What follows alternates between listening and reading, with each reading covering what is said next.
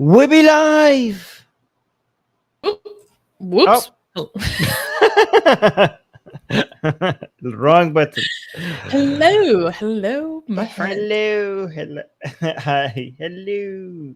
No, you have to go like hello. Do that thing. There you go. Okay. Hi, everyone. We are here. Thank you for being in the live chat. And thank you for liking the stream. Are people liking? Please confirm in the live chat that you have liked the stream. Oh, yeah, people are confirming that. Thank you so much. Atheist Damon saying like. D is here. Lori is here. Hi, guys. Okay. Yes. Bro. I like the username saying hello, everyone. And like. Fantastic. Oh, and without me asking, people are confirming that my audio is good. Oh, Zaid is here. Zaid, I missed you. Fantastic. All right. Habibi. So, Habibi.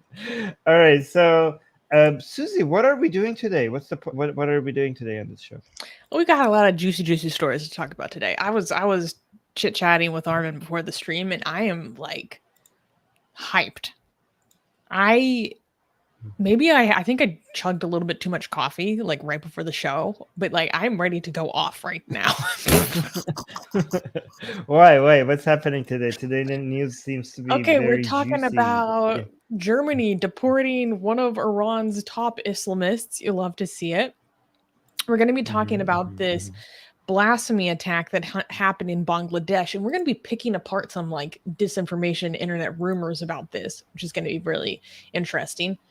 Then we're going to be talking about this crazy attack that happened in Germany from some Islamic Republic loyalists. Like, be prepared to sit down. And then we're going to be talking about ISIS in Canada. Once again, ISIS in Canada. Again, to the point that I'm going to start a new arc, and my new meme is going to be that Susanna is fomenting distrust of Canadians. Yeah, this is... And then... this is going to devalue my passport, so I'm personally going to be affected by it. This is going to make it... Like, I'm predicting at some point in the future... Like with a Canadian passport, you're gonna need to apply for a visa to get in if they allow this many people with questionable views and agendas in Canada. Then Canadians, on average, are not going to become. We're closing the border. No, oh my god. And then our last one is a homophobic Imam in America, and I just always love to highlight the opportunity to say believe people when they tell you who you are. So, yeah, it's gonna be, and we're gonna have fun today. Oh yeah, I'm actually. This is Jason saying there goes our whole geography as our defense line. Yeah, for the U.S. Yeah, you're like always like, oh, we have two oceans protecting us from either side. Yeah, now your neighbor from the north is going to be ISIS nation. Oh no, this is not good. But I mean, we're laughing, but I don't know. ISIS in the ice. Hey, it's not that much. Okay, never mind. No, wait, all right. I've seen what Ottawa looks like in the winter. Okay, that's a wasteland. Hey, wait! Don't say I'm gonna lose our Canadian followers. I mean, I would love to go to Banff. Like going to Banff is it's on my bucket list. It's stunningly beautiful. Okay, but this winters scare me. I think that's fair. Oh, Carl's saying many Muslim converts in Mexico as well. Is that true? Should we cover that story? Is that like a thing? In general, there are a lot of dawah tactics towards the Latino community. Yeah. There's a lot of the Islamic Republic Latino community. I know the Islamic Republic is sending a whole bunch of imams into South America. I know that. And yes, before you tell me that, I know Mexico is North America, so stop typing. Oh, we got a super chat. Bull McLeod keeps a super chat saying Canada's becoming more susceptible to liberation.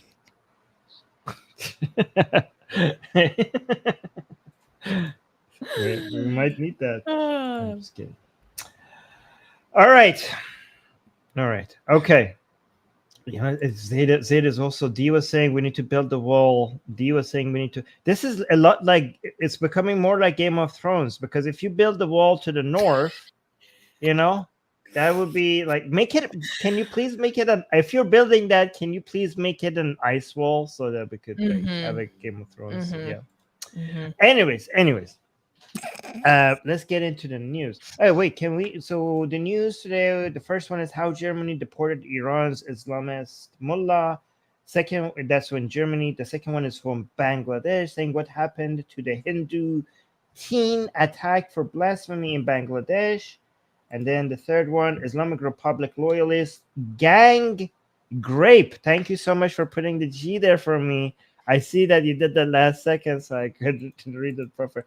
Okay, gang graped an Iranian descendant in Germany. Holy F. And then the fourth news is ISIS in Canada again. The failed plot to attack Jews exposed. Okay, I'm actually kind of impressed. Also, I'm kind of upset with Canada that they're allowing these people in. But it's also the intelligence agencies in Canada are pretty good, at least. Maybe the people who are responsible for immigration, they seem to be like dropping the ball. But the people who are responsible for intelligence, stopping these before happening, that's very impressive. We could actually see the silver lining there. Shouts out to thesis. Yes, shout out, exactly.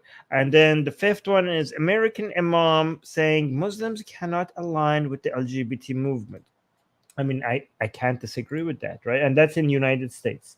So, all right. So let's get with the first news. Seems like there's no tragedies. Today we could like clap all the way, right? Oh, no, wait. That was the second. I forgot. Never mind. Zeta saying Armin just compared Mexicans to White Walkers. No, he compared the Canadians to White Walkers. Please. No, I said the north wall. And I said if you build the wall in the north, Zaid, and I get to say that because I'm a Canadian. Also, try building a wall of ice on the Texan border. That place is the devil's armpit, boy. Oh my God.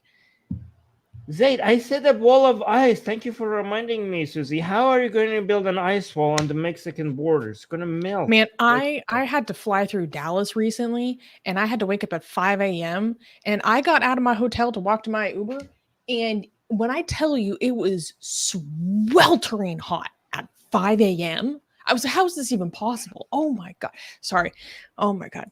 But I am going to start an arc where if I see a Canadian maple leaf, I got my eyes on you.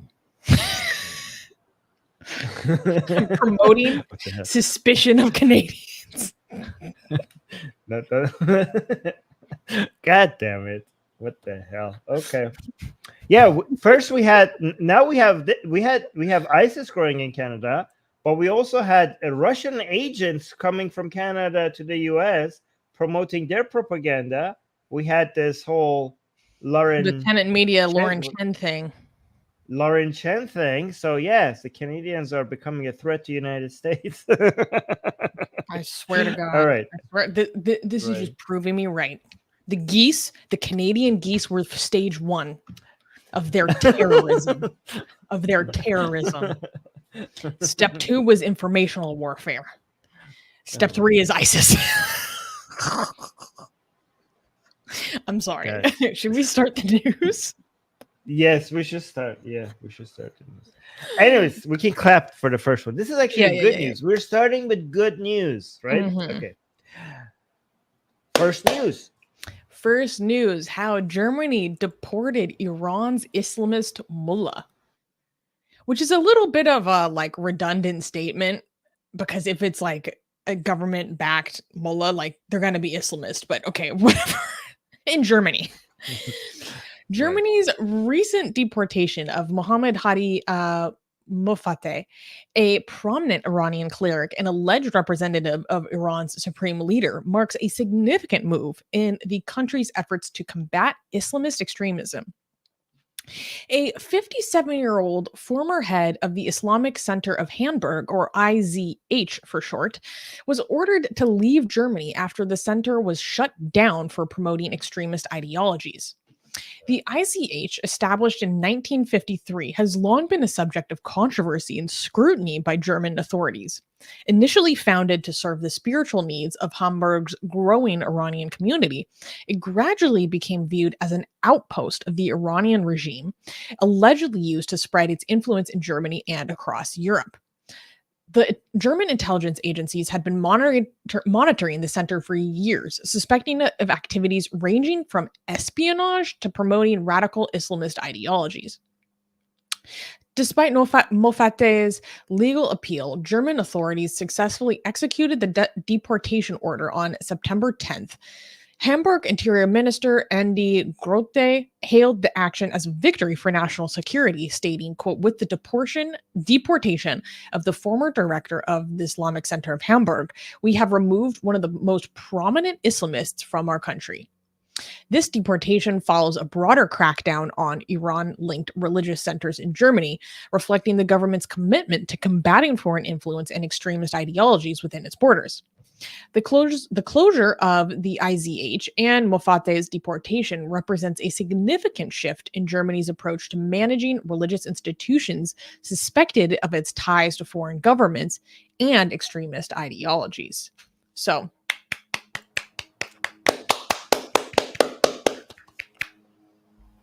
way to go, Germany. This is cheers, good. This is good. Germany. We need to keep moving in this direction. And again, this is late. This is very late, but we're going to celebrate it anyways. Like the fact that these people were up. This guy was in direct communication with Ali Khamenei. I just looked this up. The guy was like chit-chatting with him directly while supporting Hezbollah and financing the Houthis. This, in the heart of Europe, in Germany, you have a mullah, a head of the Blue Mosque, indirect. Like I'm not exaggerating. There was like no in between. This guy was basically had a direct line with Khamenei himself, getting approval from him to support Hezbollah and Houthis in Europe. They had piles of cash there in Europe. How did this happen for so long? Like, this is insane. Unbelievable. It really is. It really is, though. And I would like to make a big celebration and welcome a victory to all the Iranian German citizens who have been protesting and raising awareness about the insidious and dangerous activities of it's known as the Blue Mosque for short, of the Blue Mosque in Hamburg for years. The Iranian community has been campaigning against the activities of the Blue Mosque for a very, very long time and demanding that their government take action for a very, very long time. Armin and I even know some of the activists who have been involved in campaigning and protesting against this mosque and their insidious behavior. So shouts out to them. You know, it is in large part due to the alarms being raised by the local Iranian community that helped bring this to the attention of authorities. So they really need a lot of credit. So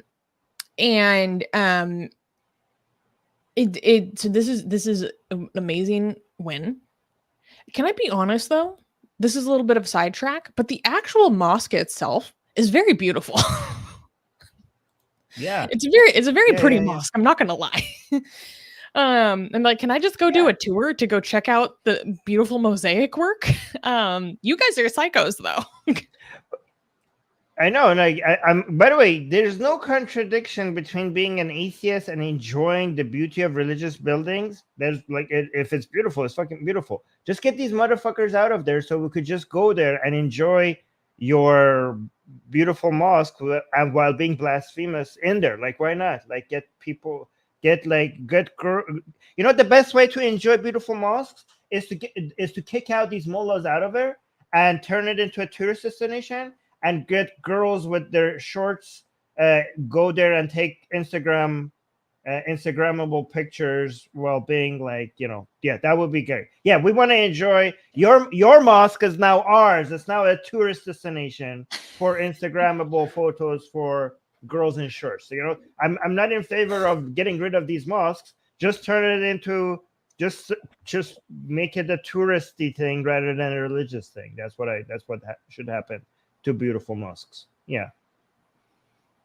It is a beautiful mosque.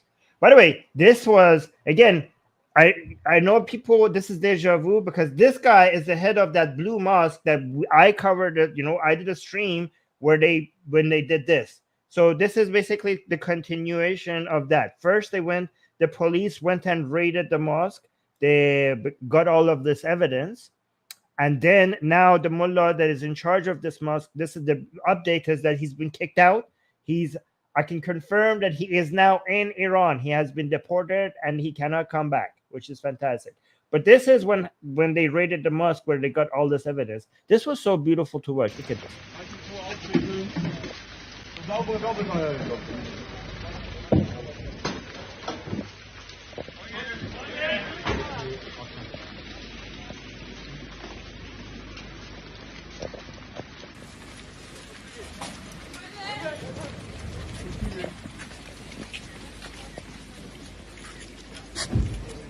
Yeah. Yes, go get that. You're so funny. You're like, get them, boys. Get them the fuck out More of here, boys. I want to see more of that. By the way, here's a list of shit ladies and gentlemen, up to, right? We got them. Yeah. All right. So okay. So 1. I have 5 direct communications with Iran. The head of the Islamic Center in Hamburg, Muhammad Hadi Mufatteh, this guy, right, maintained direct contact with the office of Iran's Supreme Leader Ayatollah Khamenei. Investigations revealed over 650 messages exchanged between this guy, Mufatteh, and Mehdi Mustafavi, a top Iranian official from late 2021 to the end of 2023. These communications included instructions on promoting anti-Israel propaganda and supporting Hezbollah.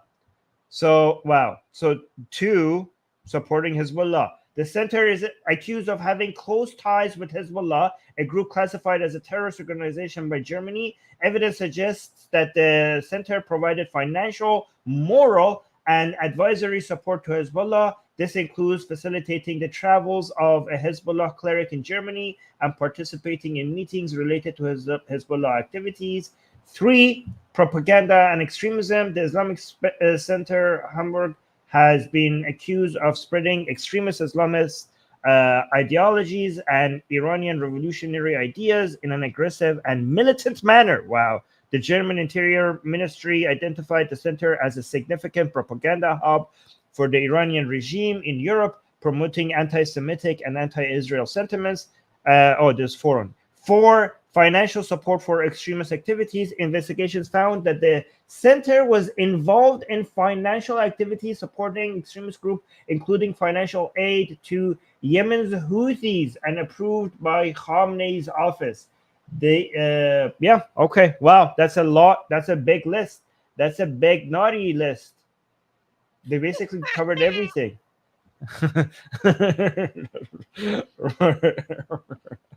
You've been very naughty. Get the fuck Santa's out. not visiting your house this year. He's giving you a call. Yeah, but if this was up to me, I wouldn't be kicking out this guy. I would be kicking anybody that had anything to do with this mosque whatsoever. Like, I would be like, why is he being kicked out? Like, it should be like, I want to see a list of like 100 people being kicked out. I want anybody, any person that is not a citizen of Germany, that has even a remote tie to the regime in Germany, to be like, yeah, we're not, like, if they come like, where's the evidence that I'm doing something wrong? We don't have any evidence. We're just not gonna take the risk. Get the fuck out. We have the right, because you're not a fucking citizen. We have the right to kick you out without providing any evidence of wrongdoing. We're just playing it safe. That's a correct position to have. I don't require legally. I don't want to provide you with. If the law tells me that I cannot kick you out because I'm just being careful, then I'm going to change the fucking law. Okay, I will have to change the law because we cannot fuck around and like just see what happens here. We have to take initiative. We have to do preemptively kick you out. Before we don't have to. I don't want to wait around to see if you're going to do something wrong. I'm going to preemptively kick you the fuck out. But yeah, go on.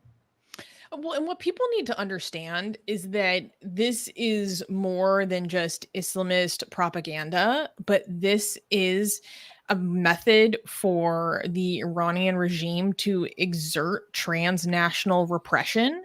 And transnational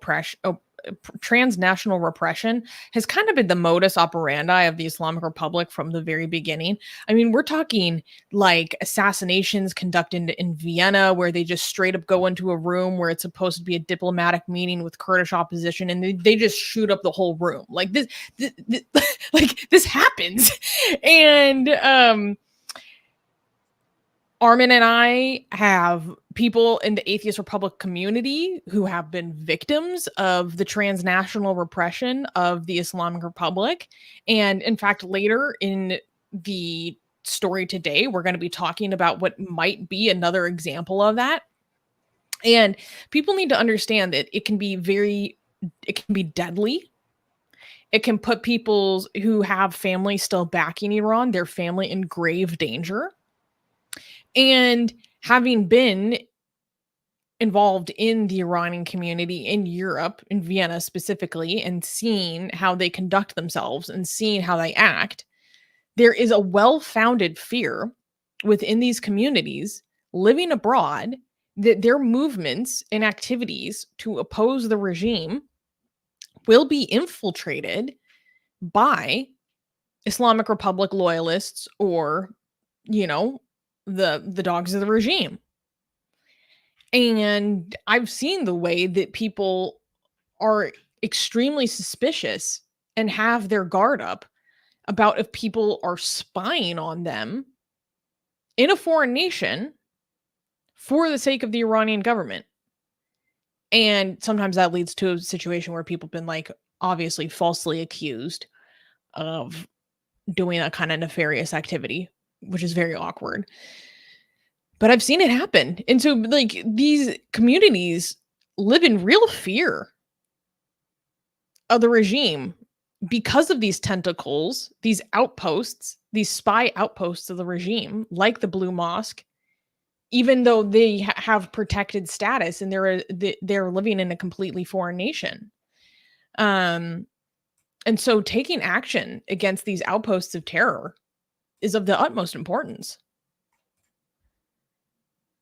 Yeah, Armin, do you have any thoughts about that?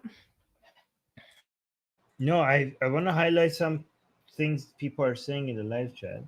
Oh, first of all, Alfred is saying, hello, friends. We're looking for volunteers to help us highlight comments during Armin's live streams. If you're interested, please let me know here in the live chat. We'd love to have you on board. And then Sarah Harris responded saying, interested. Okay, so wait, Alfred, how do they contact? You could contact me on Twitter if you're interested. My Twitter DMs are open. But Alfred, how do they contact you? Let them know. So there's that. Wait, so I want to respond to this. Somebody ex-Muslim here in the live chat saying, Europe is finished. The whole West and eventually the non-Muslim East will also be doomed. What the hell is wrong with you guys? Are you kidding me? It's not. Europe is not finished. The sky is not falling. This is just a temporary. It's a temporary issue that the West will be able to deal with and will come back stronger than ever. This is just a setback. What is this with this doomerism? Is that the right word? Doomerism. Yeah. Like, no, the West is not finished. The West will survive this. The West has survived much, much greater threats than this. Are you okay? As big of a threat that Islamism is, and Islam is as a whole, let's call it Islam, as big of a threat as Islam is, it's nothing. It's pathetically weak. You guys have compared no to idea. you guys have no fucking idea. You have no idea. The West survived Nazi Germany, communism, imperialist Japan. The globe was being taken over by totalitarianism, and the liberal world order managed to come and defeat all of it. All of it. You think this Islamist, this is a fucking joke. It's a fucking joke. I mean, we are taking it seriously because it's the biggest threat right now. It's the biggest threat. Wokeism and Islam are the biggest threat to liberalism today. But if you zoom out a little bit, if you just zoom out a little bit and look at our recent history relative to what we had to deal with, this is light work. We again, I don't want us not to take it seriously. The reason why we will be able to survive it is because we are going to take it seriously, right? So there's a good, happy zone that we should stay in. We shouldn't go as far as the people who are basically saying the sky is falling, Europe is going to fall, this is the end of Western liberalism. It's not that. But I don't want us to go on the other side as well, saying like, okay, this is not a threat. It is a threat. It is a significant threat, but we will survive this. The West will survive this. For sure.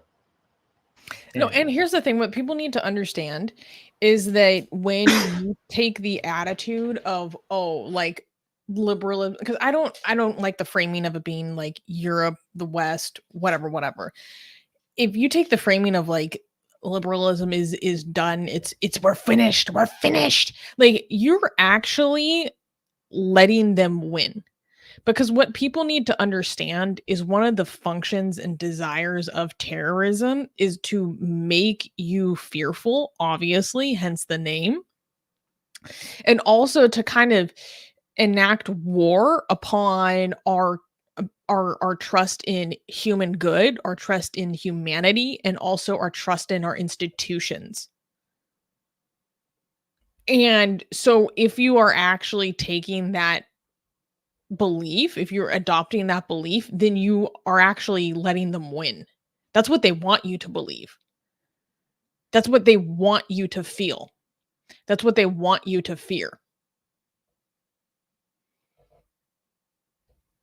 So don't let them win, man. Like you're letting them win, man. Right. I'm Okay, convinced that Islamism is like a emotional crisis, a mental and emotional crisis to the end of the caliphate. And yes, this is coping. This is coping. Cope. It's an inability to cope. By the way, look like, at this. You're finished? No, you were finished years ago, decades ago, and you can't fucking deal with it. Yes, it's funny because they're acting like the U.S. empire is like or the Western liberal order is like dying, right?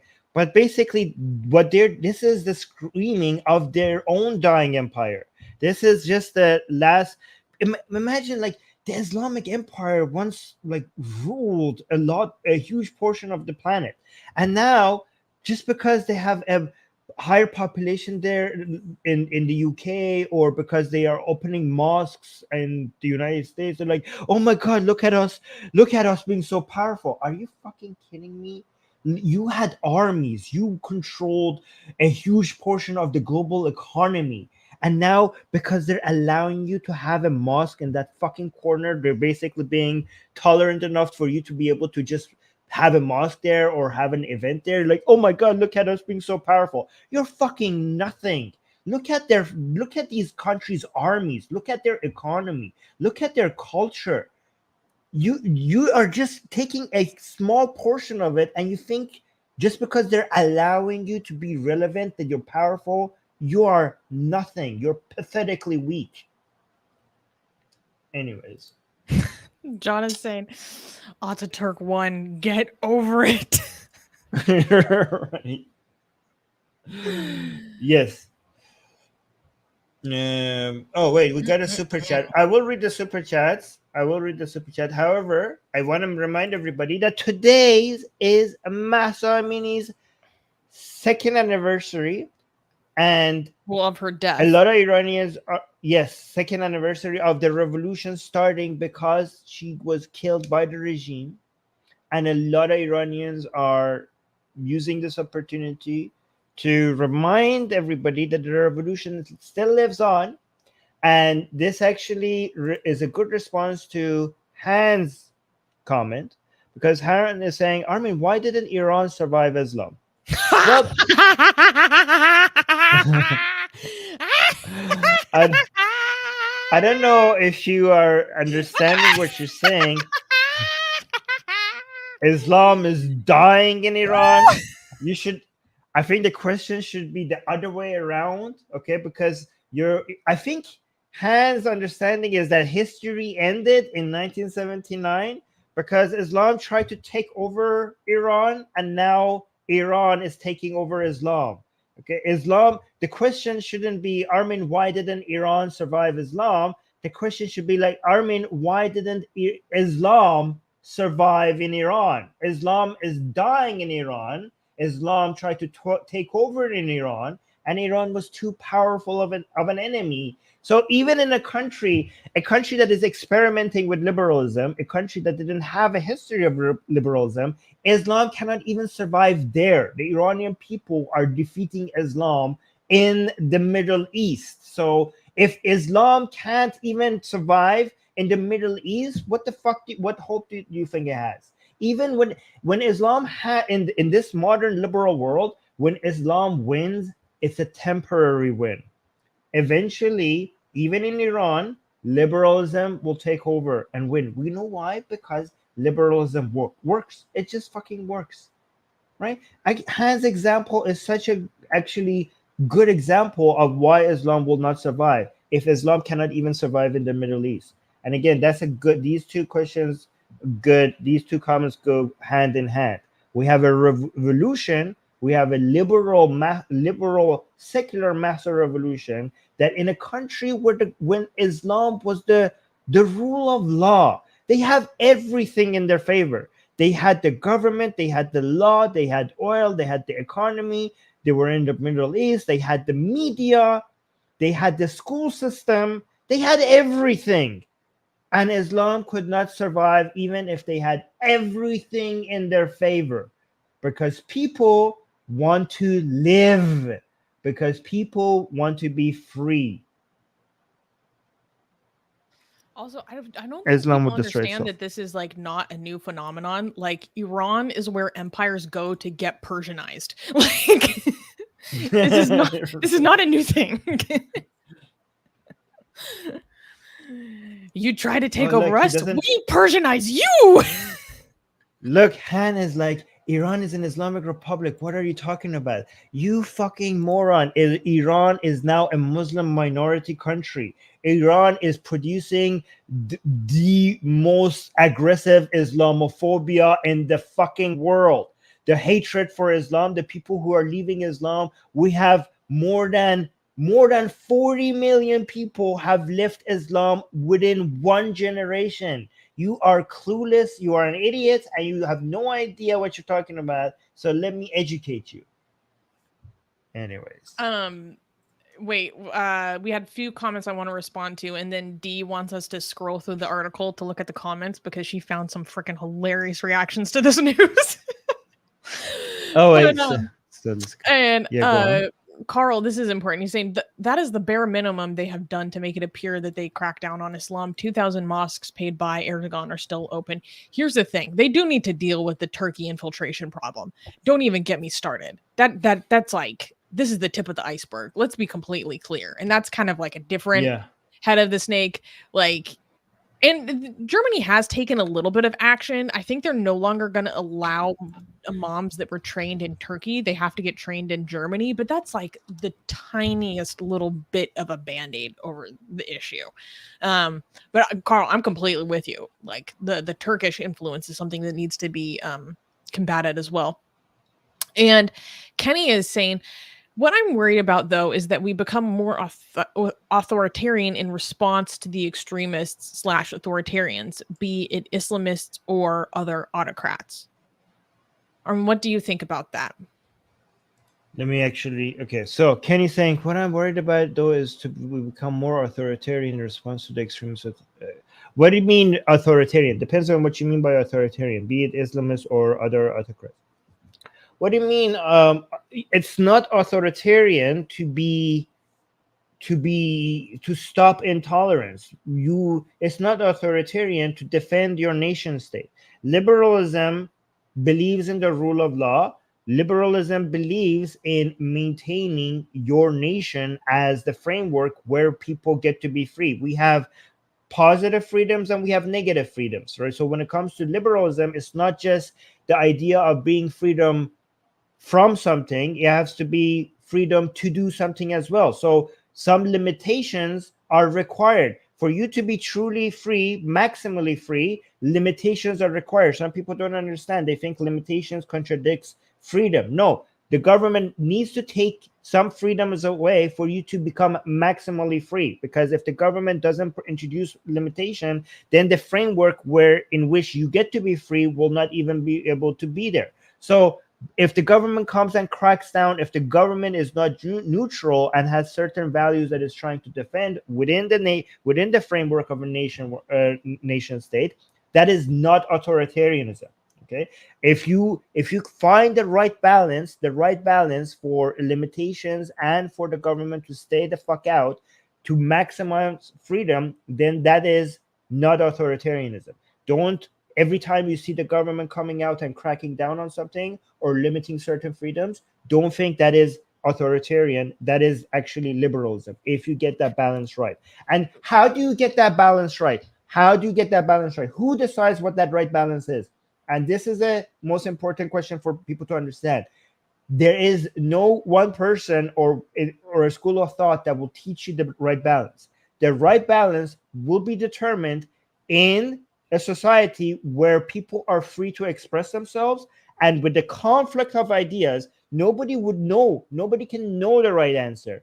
You have to get people to compete and have conflicts in ideas with each other, and through an emergent property of Darwinian evolution in the market of ideas, the right answer will present itself through this competition. This is why freedom of expression is the most important fundamental principle that we need to be defending, because nobody has the right answers. Nobody knows what the right answer is. The answer will present itself through the conflict between different positions.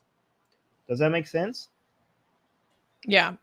D was saying, wait, let me pull up. I think Kenny might be talking about the UK squashing free speech. Well, I mean, this is like a whole other like totalitarian nanny state freaking issue. It's not the same as like border security. So that is, this is why freedom of speech, we're okay with many different limitations, but because we don't know the right answers to things and we're required to let a Darwinian model provide the right answers to us, then the free speech should be off limits. So we would like the government to come introduce limitations in a way that protects the nation states, but not when it comes to people expressing themselves and providing ideas. That should be hands off. I would agree with you if the government moves to limiting people's expression, that could be getting close to, it's not authoritarianism, but it's similar. It has some characteristics that is similar to it that we don't like. Right? I don't want to exaggerate and call things authoritarian, even if we don't like something, right? Because authoritarianism is on a completely different freaking level. Yeah, but let me be clear. Yeah. If I was in the UK right now, I'd be ripping my hair out over the stuff the government is doing about free speech. Oh my God, I'd be losing my mind. I get heated just thinking about it. I'm on the other side of the Atlantic. God damn. You highlighted this comment. Freethinker just saying, "Are you sure, Armin?" I'm not sure what this is in relation to. Yes. Hold on. I will. because they're asking me if I'm sure that people are leaving religion in such numbers in Iran. Oh, we have right? so much evidence about this. We have so Yes, much evidence. Hold on. Let me see. Alcohol consumption. I will show you some evidence.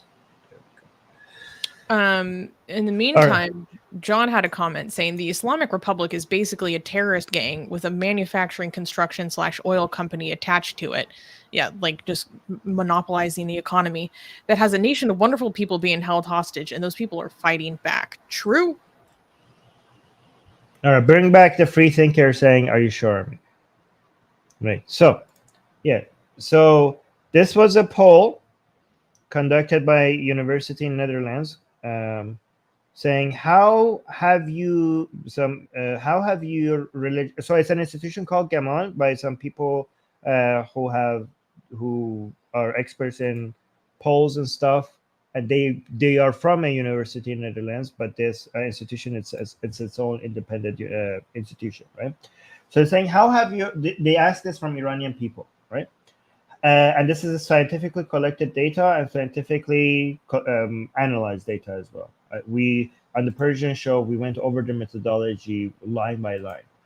So it says, how have your religious or non-religious belief changed during your lifetime, right?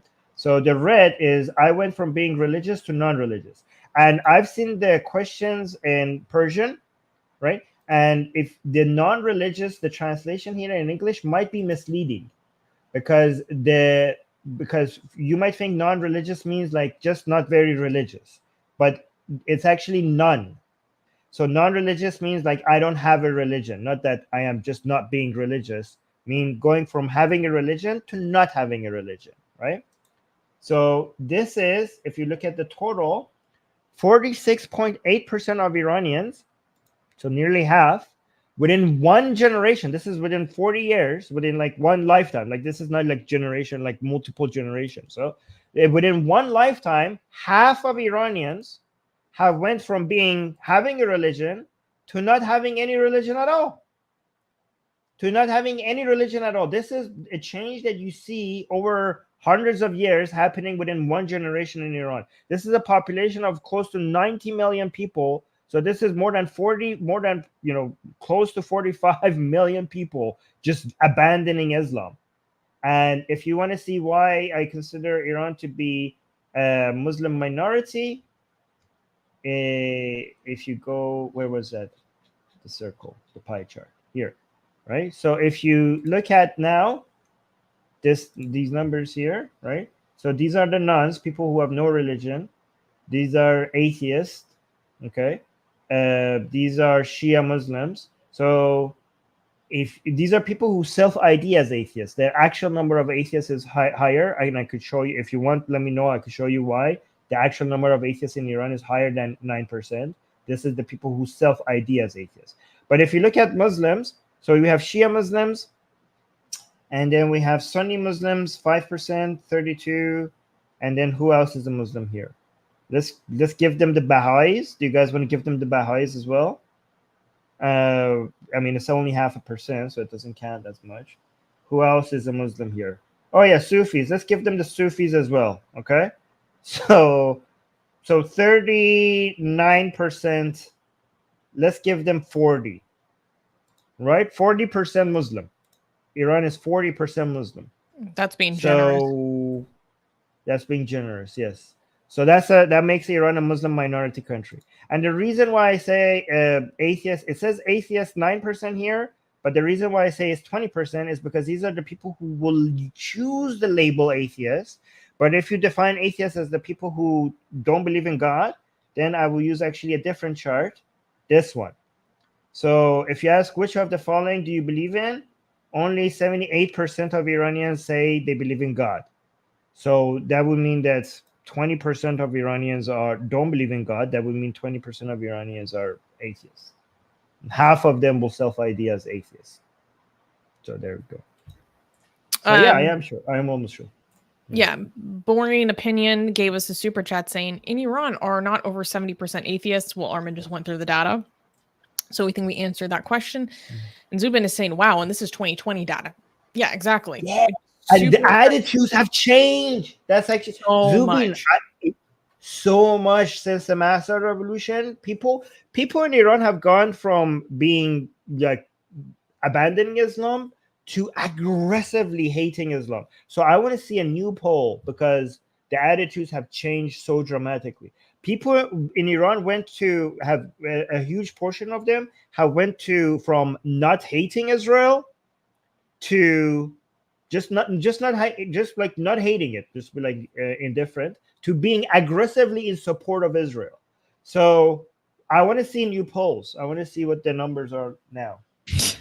Armin was telling me the other day about this guy who's a really famous Iranian YouTuber, and he is like a fascist. And he went from being an anti-Semite to like a complete Netanyahu fanboy. Right. And Armin was telling me all the details of the evolution. It was so funny.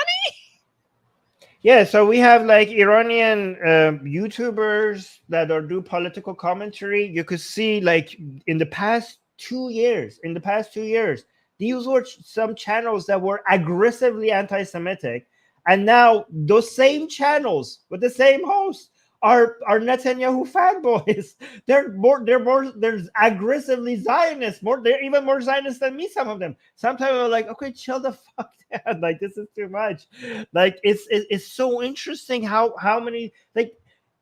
Forget 40 years ago, forget 30 years ago. The attitudes in Iran are unrecognizable even from 2 years ago. The mass revolution has made a huge difference in how people view things in Iran. It's a major shift. We went from there's a picture of, remember I showed you a picture of two girls without hijab, and they just walked to a restaurant and released a picture of themselves eating with no hijab, and how big of a news that was, and it was being shared everywhere, like how daring these people are, like the religious people were upset. That picture will not even show up. It's normal now. Like that picture was from 2 years ago. People were like, oh my God, two girls without hijab in a restaurant taking pictures of themselves. There are girls dancing hijabless in the freaking streets right now, and it's not even interesting anymore. That's how insane that and normalized this is, because girls are showing up with crop tops and shorts sometimes now in Iran. And so, like, this is so. People are showing up with improper hijabs in Islamic shrines, and I think like this is what inspired me to say that the Blue Mosque needs to become like somewhere where people go take Instagram pictures, because they're doing that in Iran with the Shia shrines there. Wait, I need to find this video and show it to you. That's amazing. Oh my God. No, when I'm talking I will find this video.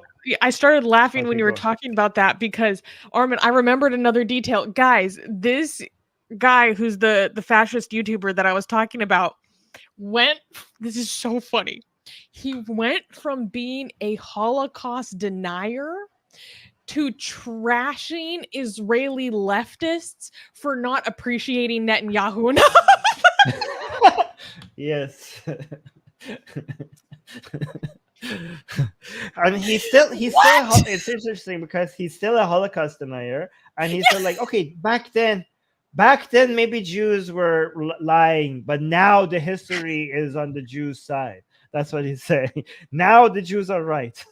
Back then they were scheming stuff, but now they're correct. We need to support them. I cannot get over that. Yo, it's such a mind pretzel. It's such a mind pretzel. Yes. Oh my God. Oh my God. Okay, Kenny gave another super chat. Oh, go ahead. Okay, but let me just tell you about this video, that I will find this and I will show it to you guys. Okay, so another video that is going viral is this. What do you call it when when a wind barrel? What do you do when people who are very athletic, when soccer player play cartwheels? Yeah, cartwheels. Like when soccer players make a goal and they go do something. Or just a flip. So they do a flip, right? So there's a video of this girl going into one of these. She recorded this in Iran, and she posted this on her own Instagram. This would have gotten her executed 10 years ago.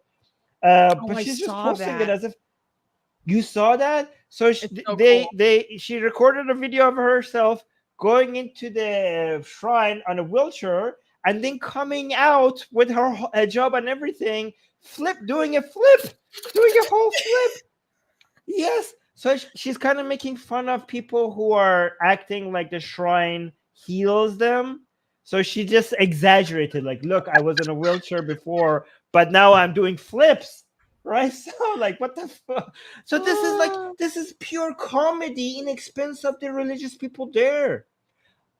Like, what the hell? Like this, I'm Iranian and I can't believe that she could get away with posting that on Instagram. She's still in Iran. Like, it's not like she's posting this from outside of Iran. I don't know what the hell is happening. Things are changing faster than every year things keep changing faster than I assumed they could last year. That's how things are in Iran right now. Mm-hmm. The religious people are freaking crying. They're crying. They're not even crying anymore about why people. They're saying Tehran has fallen. People in the chat, you're telling me that London has fallen? They're religious people in Iran. They're saying Tehran has fallen. It's not Islamic land anymore. They're saying we have to now protect other cities, like, because we are giving up on Tehran. They're like, save the villages. The main cities are too far gone. There's no way for us to gain them back. They're like, this is foreign. This is not Islamic land anymore. We're losing. We were trying to turn the United States into Shia land, but we're losing our own capital. They say so. Like, yeah, Tehran. I'm telling you, they're saying. And they say Tehran sughut karde, like as if they're using war language. But the thing is, they were trying to. When the Master Revolution finished, like in their mind finished, they were like, okay, now we need to bring back Tehran to how it was before. But now, not only they can't make Tehran how it was before, they're saying like what the shrines. They're saying like, look how they're losing everything. They were. 2 years ago, they were posting videos crying about why the officials are not arresting the girls in Tehran in the streets. Now they were crying about the mullahs not just shooting people dead in the street. Right, but now they're crying about why the officials are not arresting the girls without proper hijab in the shrines, in the Shia shrines. Like, forget the fucking streets. Can we have proper hijab in our shrines? That's what they're crying if I was one of them, that would make me cry. You're like, boys, we're down bad. Down phenomenally. Down tremendously. Right, oh my god. Right. So you think liberalism has been defeated in liberal countries? Liberalism is coming for you. The call is coming from inside the house. Not only we're not losing, we're invading. We're coming for your Islamic centers, motherfuckers. I love it when you say that. Okay, we need to go through the super chats. Kenny is saying, I agree with deporting the Imam. I just see some signs that are moving towards more authoritarianism, like indeed the UK cracking down on speech.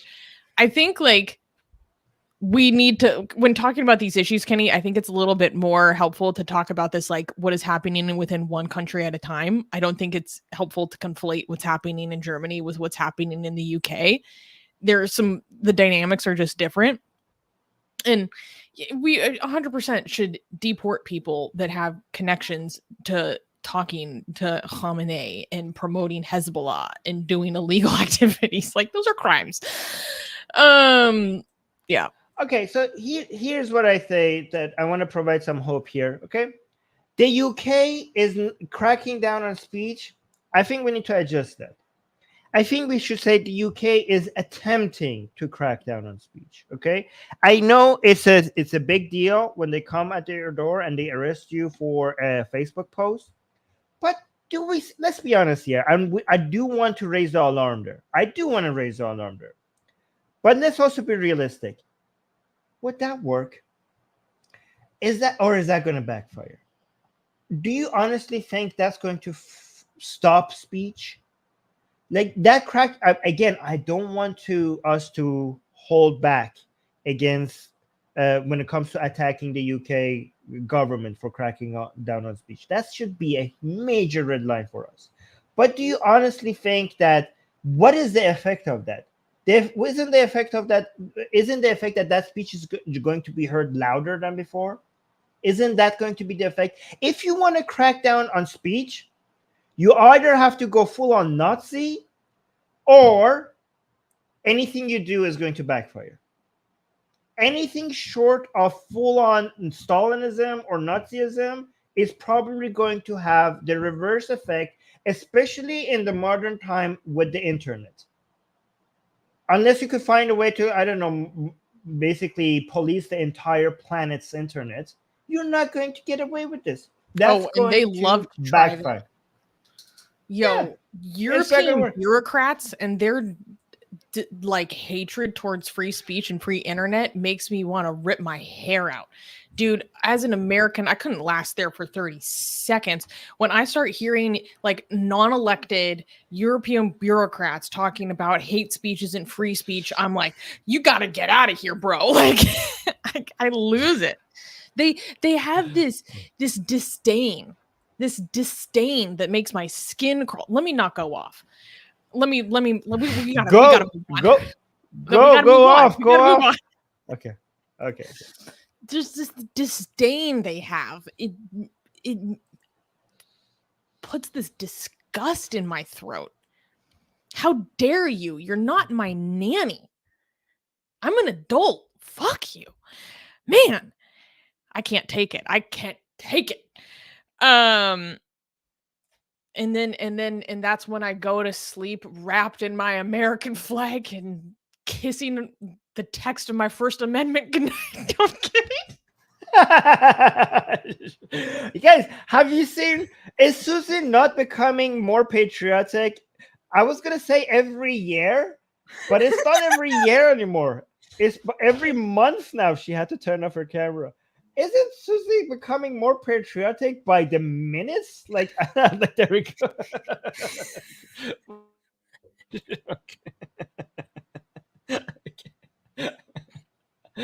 Did I dip it in barbecue sauce first? Hell yes, I did, boy. Oh my god. You should have an American flag behind you. Is that so my boyfriend isn't American, and what we do for fun is to go do the most like stereotypically American things possible for his cultural enrichment. And ever since I decided to live my life as the stereotype of an American, I have never had more fun. I swear to God. It's just too much fun to be that ostentatious and just buck wild. Okay, but we really need to go on to the next segment. No, can I add one thing? One thing. Okay, so here's another thing. I could never feel. I understand the point of patriotism more and more every year. As the more I study, the more I read, the more I see the utility of it. And again, if I know a lot of people are like me and they don't feel it, right? And you might be one of those people who are rebels, right? Some of us cannot get in touch with that. It just doesn't feel. The feeling just doesn't come. And I want to mention to people, you don't actually have to feel it to recognize the utility of it for the people who do feel it, right? So I'm somebody who doesn't maybe appreciate it or that can't relate to it as much as other people, but that's okay. Even if I cannot relate to it, as long as I can see the service that it's providing, the glue that it is that is holding society together, as long as I recognize that, I could appreciate it and promote it without actually enjoying it directly myself. I don't know if that makes sense, but yeah. Yeah.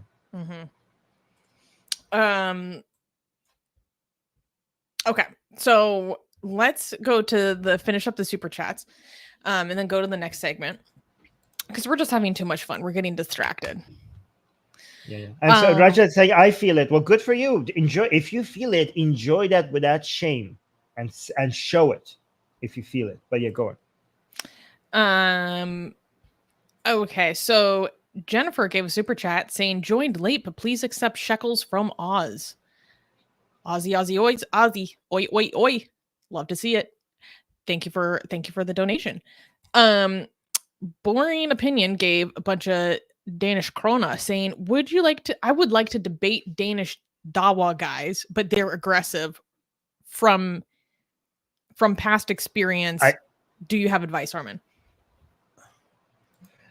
For past experience, if they're aggressive, just ask questions and we disarm them by being friendly. And instead of making a statement where they could turn that against you and make fun of you, just if you're debating them, focus on the Socratic method and just ask them questions and show curiosity.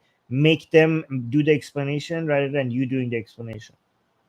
That's my suggestion. Gasian look at street epistemology videos on YouTube as a way to practice. Gasian American gave a super chat saying China uses facial recognition with state IDs and LED public shaming to stop jaywalking. It's cheaper than cops ticketing. Is that balance too far?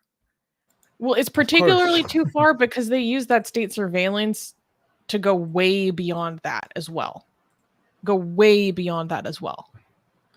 mean, it's China. Of course, it's gone too far. Like when it comes to the enforcing, having law and order, China doesn't come to mind when we think of the liberal model. Of course.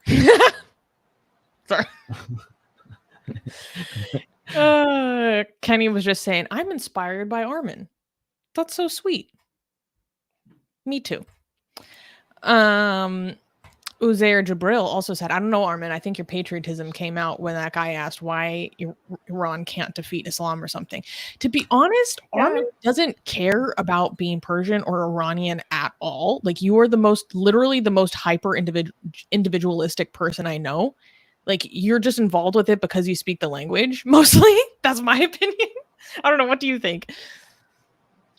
It's true, but I am going to try to see if I could lean into it and to try to feel more protective over Iran, for example. I'm going to try to lean into that because I feel like I'm missing out on something that is human nature. Also, the thing is, if you lean into it in the way that we promote, you would be actively fighting racism. Yes, because I care about national identity over racial identity. Yes. Versus a lot of I care about patriotism is very tied up in Persian identity, and Armin is totally against that. Yeah, well, I care about Persian culture, Kurdish culture, Arabic culture. I think celebrating Persian cultures based on certain ethnicities is fine, as long as you recognize that it belongs to the whole world, not just that certain culture. It's a gift from that ethnicity to the whole world. So I mean, I feel it's okay to celebrate Persian culture, Kurdish culture, Bakhtiyari culture, whatever ethnicity culture, Baluchi culture. But when it comes to identity, then I think we should focus on nation-state identities rather than ethnic identities. I think we should. It's not it's a Persian culture that we celebrate, but not a Persian identity. It's an Iranian identity that we enjoy, and we could celebrate Persian culture and all the other cultures within this geography, not just the Persian one, right?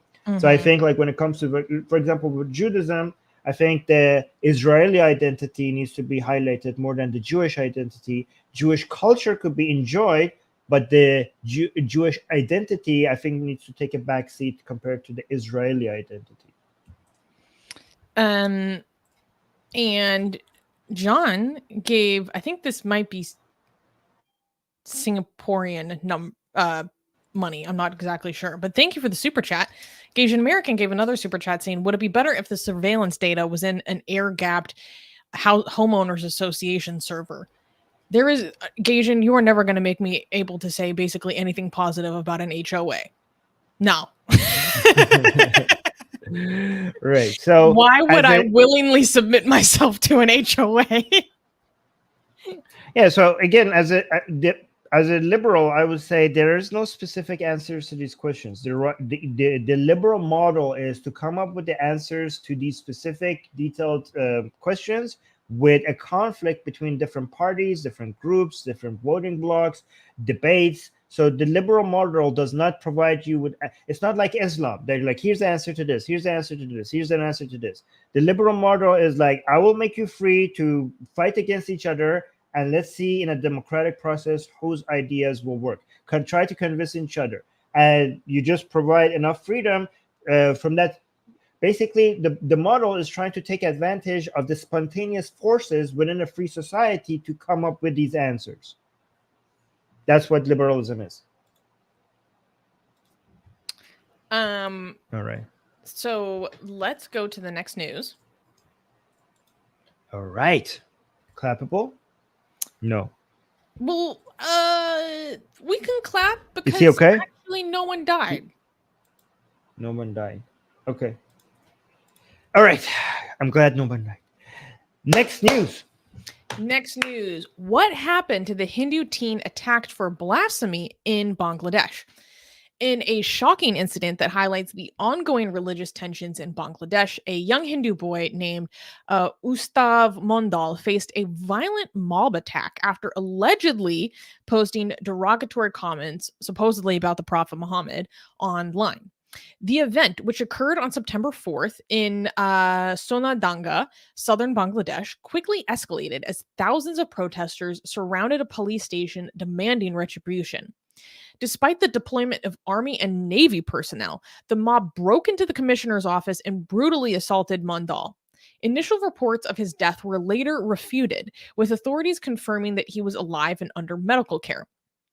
The incident reflects the fragile state of religious harmony in the post-Hasina Bangladesh, with Deputy Commissioner Mohammed Tawazul Islam noting his attempts to calm the crowd, saying, quote, I tried to reassure the mob by promising them that we would take legal action against Mondal for his offensive comments, including filing a case against him and following the due legal process.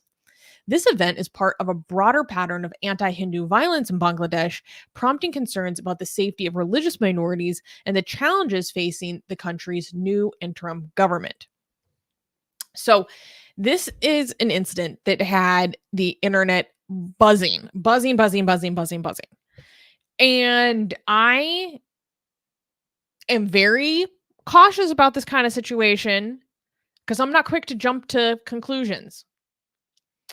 And part of how I know is like a lot of big accounts on like X are literally just care about demonizing Muslims, is they will just jump to conclusions over everything and just like literally disregard any facts that come forward. So this was a situation that had like everyone buzzing, and I was like, okay, let's go figure out what happened here. So let's take this from the top, and I will walk through the series of events as we understand them. Okay. So there was this guy, his name is Ustav Mondal. Now, some reports say that he's like 22. Some reports say that he's like 15, 14, a teenager. His age is not entirely clear. I think most people said that he was like 15.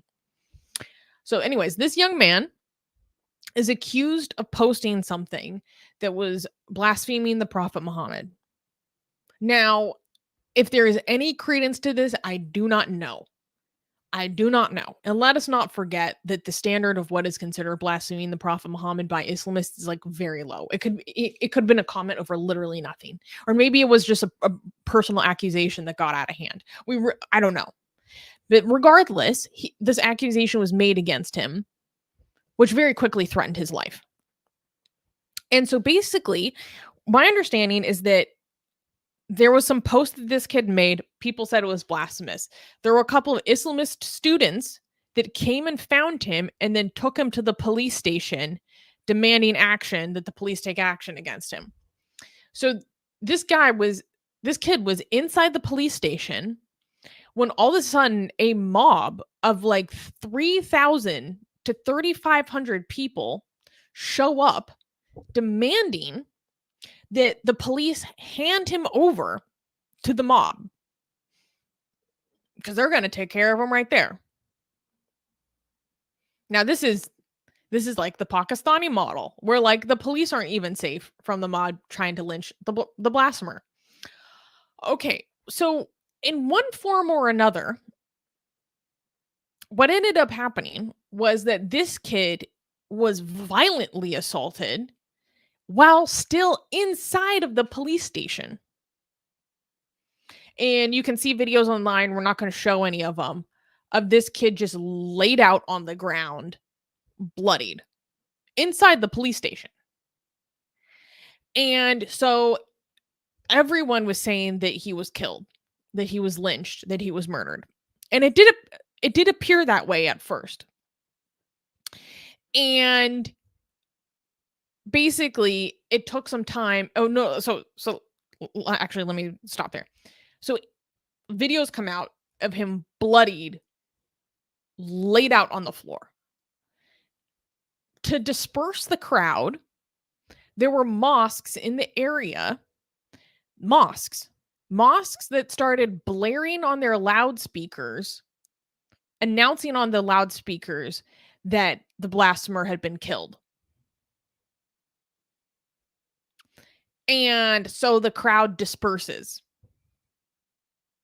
The crowd disperses because they hear the mosque advertising, announcing that he's been killed. And it turns out that in some form or another, that kid got out of that space and was taken to a hospital, I think in a different town. So it turns out he's actually alive. I believe that he is actually still going to be facing charges for blasphemy. And I have not seen any reporting about if all the people that attempted to murder him and assaulted him will be facing charges. I have not seen any reports that anyone is facing consequences for how violently this guy was assaulted. Even after attacking a police station. Inside a police station. Kill somebody. Inside the building. Huh. And so the good news is that he is alive. So, like, let's celebrate that. Now, it sounds like he's still going to be facing charges, which is very serious. That being said, it's still better than being lynched by a mob. Okay.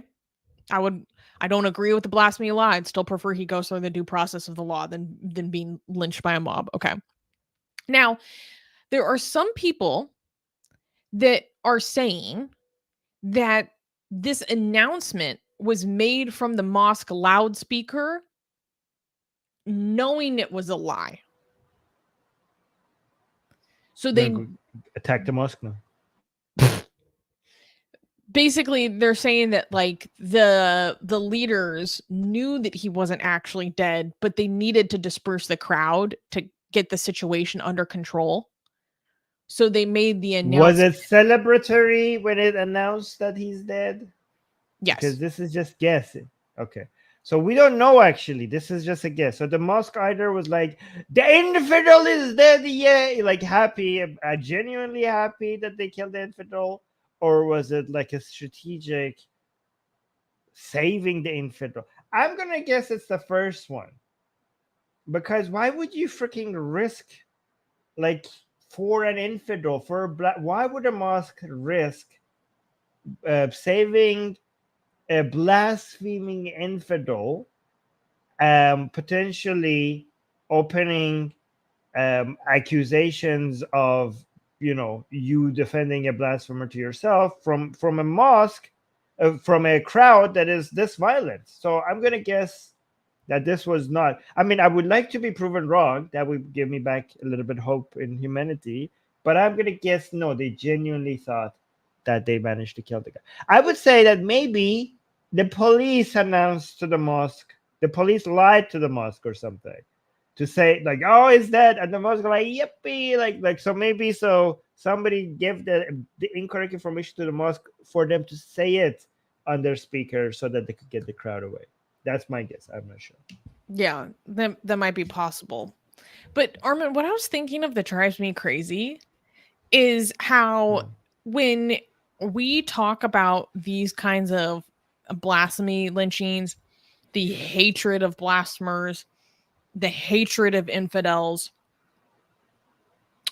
the hatred of apostates, is people will genuinely come to us and be like, "Oh, this is not Islam. You're getting it wrong.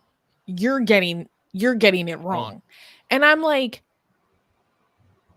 okay. Oh, this is what I was thinking about yesterday. How dare you come to me and say that I'm the one getting it wrong when I'm paying attention to the issues, I'm watching what people say, I'm believing people when they tell me what they believe,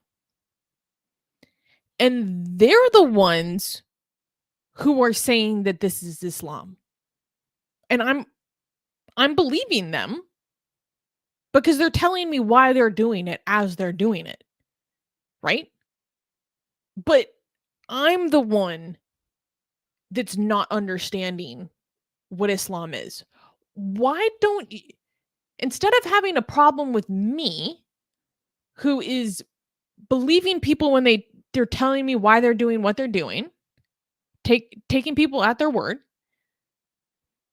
why don't you go address the people that are telling me why they're doing what they're doing? You have a problem with me being the one getting it wrong. Why don't you go take up your issue with the people who are doing the stuff that I'm observing and calling out? You know, that's what's driving me crazy. I'm like, so I'm the one getting it wrong, and you have an issue with me, instead of I'm just saying I'm giving people the respect enough to believe what they say is what they are believing. Take up the issue with them. Wait a second. Wait a second. I'm the one getting it wrong. Why don't I take up the issue with them? Because that they should be the ones that are getting it wrong, not me. I don't know. That was just driving me crazy yesterday. Oh my God. And how the idea that like there are some circumstances where on a technical level people could be correct in that it's not Islamic, like, oh, well, it's not okay to kill apostates unless it is under the context of an Islamic state, and the Sharia is enacted, and there are judges, and there's an opportunity for repentance. Like, you are technically correct. That is supposed to be the process for this issue. But how dare you tell me that these are not like attitudes that are derived from this ideology when it is literally being announced and celebrated from the mosque loudspeakers? Like, I'm the one that's off base. Like, give me a break.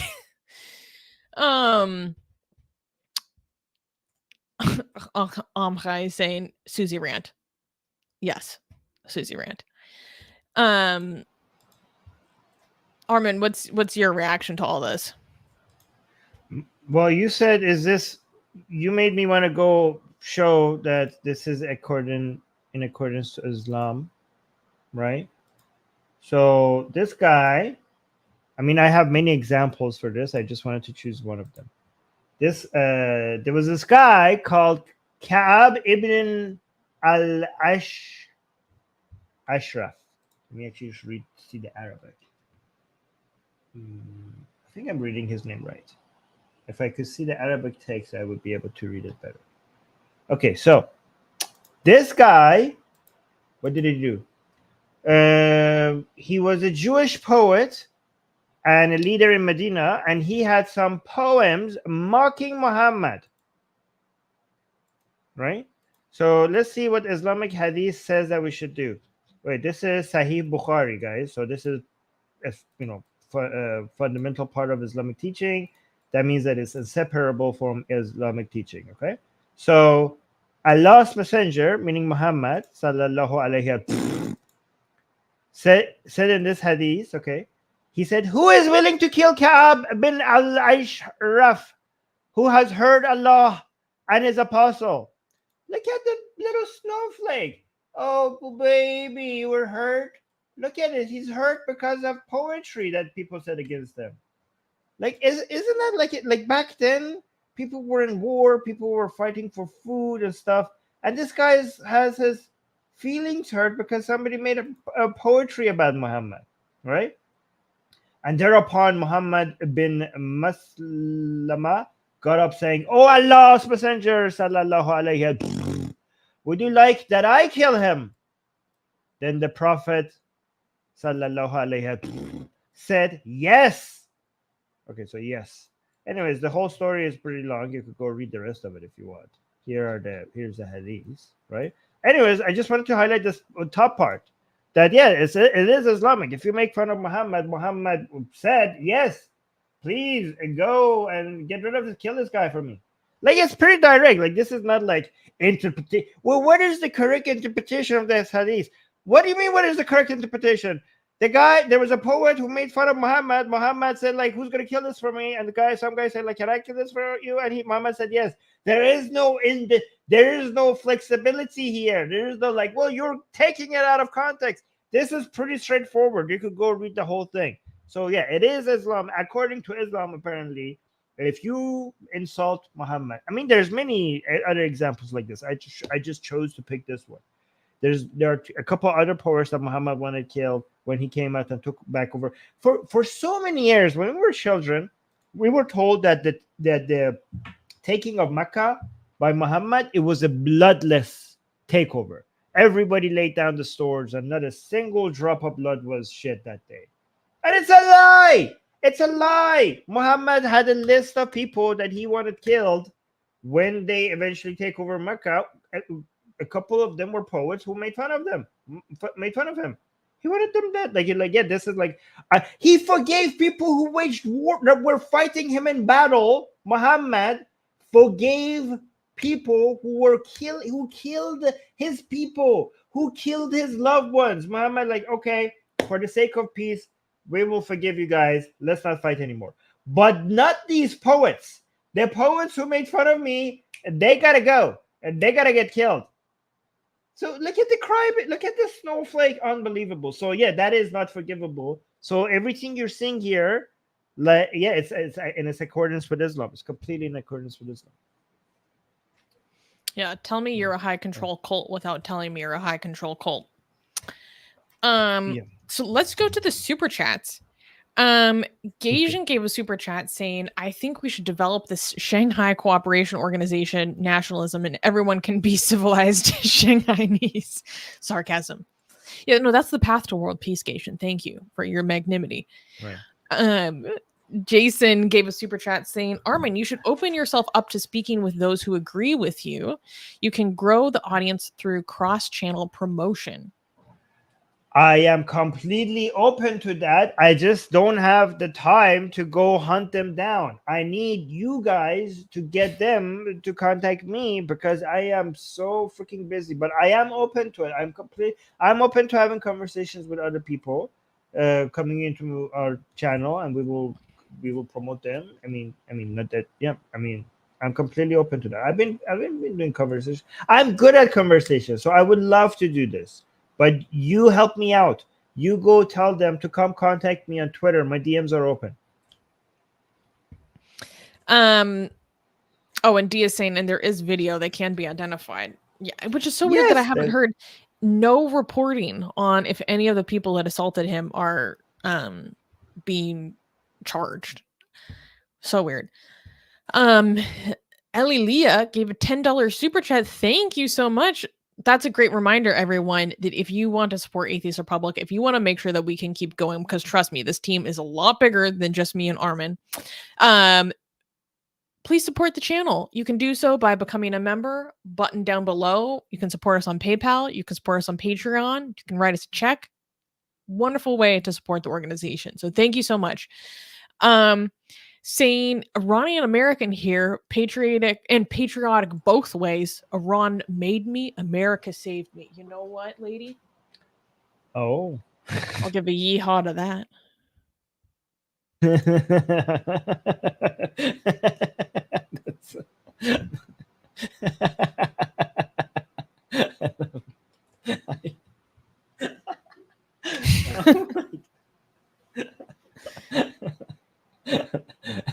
That's beautiful. That's beautiful. Okay. We're happy to have you, sister. Junam.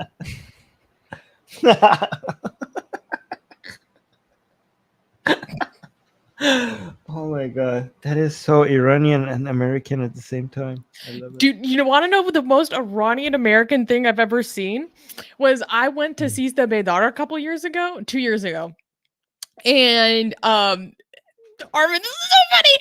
So we all go to the lake to do Sista Bedar, which for those who don't know is part of Nowruz. It's like nature day. You go out and do a picnic, and in the going there, I saw this truck that had one of those tires on the back of it, but they had a cover for the tire, and it was white tigers.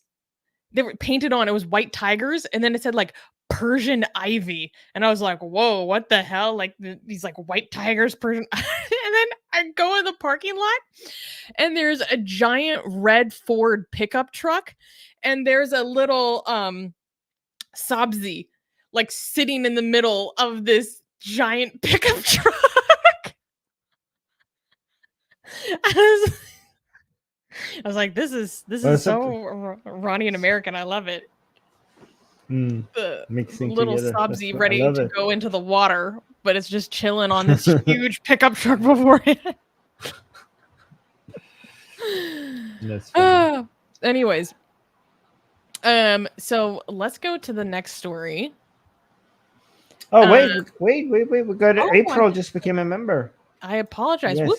April, thank you for becoming a member and supporting the channel. Welcome to Satan's Minions. Welcome to the team. All right. No, you forgot to unhighlight it before you unstarted. Oh, it's okay. So now. So let's go to the next news. Now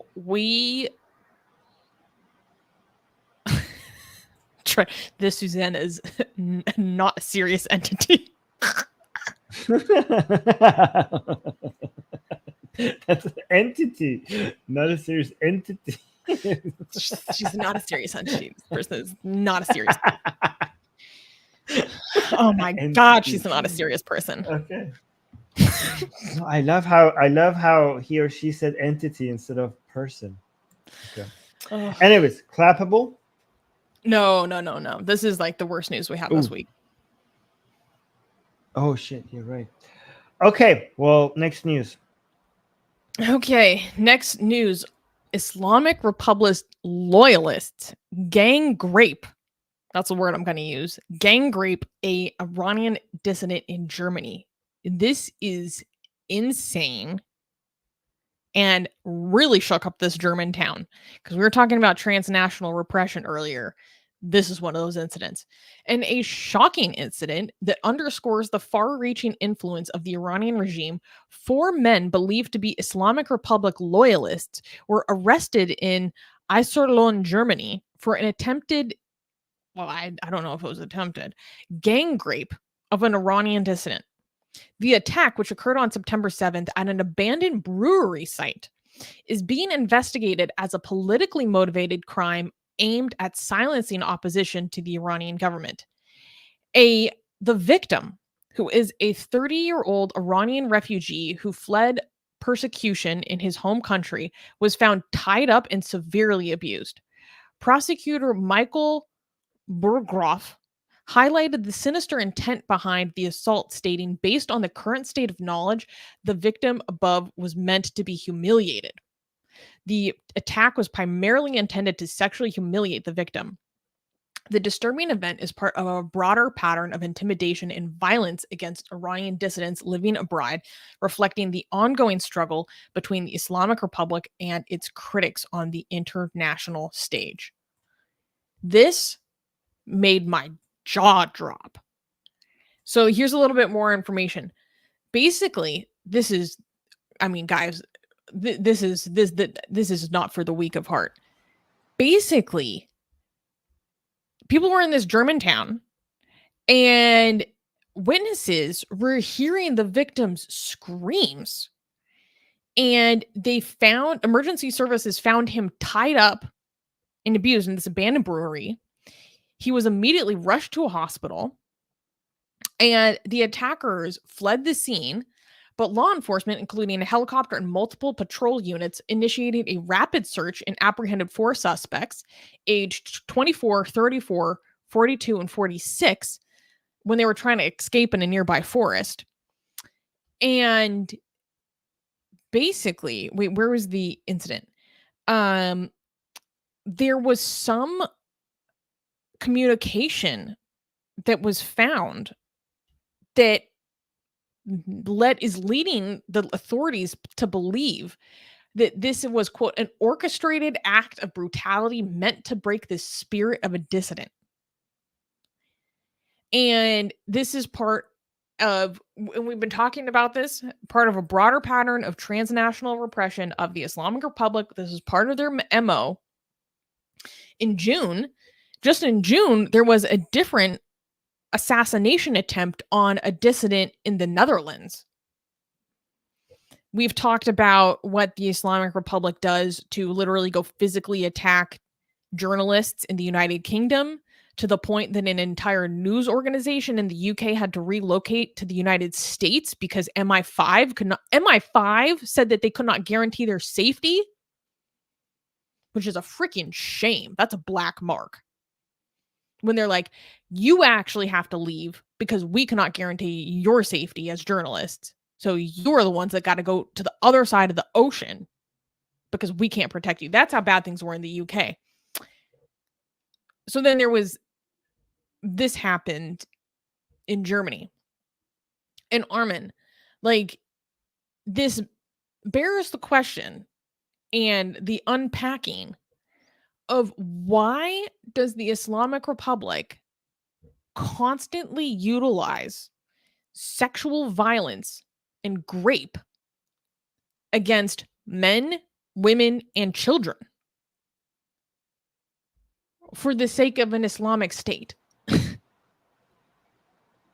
Because that's the most that people fear. People fear that more than death. So that's why it becomes weaponized. But imagine, because we have been saying for years how they use this as a weapon inside Iran against the protesters, to bring fear into their heart, because they know a lot of, like, for example, protesters or people who dissent, if you scare them with death, a lot of them will continue. But a lot of them might actually consider going home if they think that this is an option. That's why the Islamic Republic is so desperate to scare people that they use, gang rape as a weapon. And this is why a lot of the times that some of the people who get arrested in the protests and they go to jail, once they are released, before anyone asks them what happened to them in jail, they basically end they make themselves stop breathing. I'm just trying to say that in a way on YouTube. They do something, they end their lives, right? Whatever. So it happens over and over again. And a lot of experts have said this. The explanation is this is what they do to them. But also we have a lot of reports of people coming out and being brave enough to speak out and going out and giving evidence that they have been raped while they were arrested as well. But this is at a new level because we knew that this happens in Iran, like the Islamic Republic does this to its opposition in Iran, but they are now treating Germany as if this is their own backyard. Like this is the fact that they are using the methods that they use against the people against in Iran, the fact that they think that they're free enough in Germany to be able to use the same measures to silence their opposition. I don't know. That's quite telling that how free and they think they are and how daring they are being, like like they're treating Germany as if this is like in Iran as well. Like this is a new level. That's something that we're not used to. We are used to, like, we shouldn't be used to it, but we are used to hearing about the Islamic Republic doing this to people, but not in Germany. This is quite bizarre. And this is why when we're talking about the leader of the Blue Mosque that got deported, I'm like, kick these dudes out. Because we need to understand that the message that is being sent here is that you can escape Iran. You can go flee. You can go risk your life to go seek asylum in another country. Right. But we can reach you there. So you better keep fucking quiet when you're over there. Because we monitor your activities, we go search your media, we go observe who is attending protests, we go observe who is leading them, we go observe who is outspoken on social media, and we can find you and we can torment you and change your life. So it's not just that this happened to one man. This is being a message being sent to the entirety of the community. Not even just locally, nationally. And so this is why I'm like, no. Like, Germany is completely within its right to be terminating organizations that are serving as terrorist outposts and operating sites of the Islamic Republic and deporting individuals who are part of those operations because it's against the interests of German citizens and the people that Germany has a right, a responsibility to protect.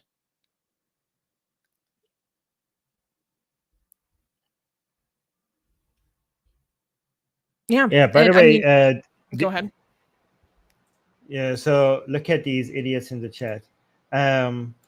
Han is saying, Armin, is liberalism still winning? And then the ever free king is saying, your liberalism still winning, son? Yes, you morons. The fact that this is unexpected in Germany, the fact that this is a shock, the fact that this is not normal for Germany, that means liberalism is winning. You are too stupid to not be. You mistake anecdotes with trends. The fact that we have this shit here and we are shocked by it, and we are less shocked by it on other countries, shows that when we judge Germany, we judge it by different standards. Your small little brain cannot comprehend that because you have the level of analysis when it comes to politics of a child. So congratulations, you played yourself, and I managed to thank you for giving me the opportunity to make fun of people who don't understand liberalism. Also, like, you have no idea how weak the Islamic Republic actually is. The Islamic Republic is so embarrassingly weak. It is so embarrassingly weak that I am embarrassed that American politicians take their saber rattling seriously. Like, the best that the Islamic Republic can do is go attack random Jews around the world because they are, like, impotent in front of what Israel can execute within their fucking internal borders. They can go arrest people, detain them, and put them on video inside Tehran. They're up and down there. Like, so the best that they can do is just go attack random Jews. Like, that's how they're so weak. Yeah. Like, these are the tactics of desperate people. This is actually a demonstration of weakness, The fact that you have to resort to these measures show how much inferior you are to these stronger, more advanced liberal countries. It is a tragedy. It is devastating. It needs to be reacted to, but it also demonstrates how far behind you are. Like it is distressing, obviously. But again, this is what I was saying earlier. This is a tactic that is a war upon our minds. It's a tactic to just create fear because they know that they cannot defeat us militarily. Yeah. They know that they cannot defeat us militarily, so they have to do a war upon our minds because that's the only place where they can get any ground. So I'm not going to let them win. Exactly, because they cannot destroy liberalism, they have to use methods that makes you perceive that liberalism is, because there's no battle they will be able to defeat this. So they just want to win a propaganda game, knowing people are dumb enough to use stories as a way to think that the whole society has fallen. So when you say that the West has fallen, yes, when you say the West has fallen, that's exactly, you're basically playing into the hands of the Islamic Republic. You are soldiers of the Ayatollahs. You're doing their game. You're basically on their team. That's what they want you to think, because they can't win anyway else. Yeah. All right. So we have GJ. Oh, yes. GJ gave a super chat. Thank you, GJ. Saying, I agree with Jason Allen, though Armin is already in secular jihadists, right? But collabs with bigger channels, even ones criticizing just one religion, like Apostate Prophet, Dr. J. Smith, or Dr. Bill Warner, etc. I think he's suggesting people you should. Yeah, guys, go talk to them and ask them to invite me and get them to contact me, and I will say yes. So please reach out to them.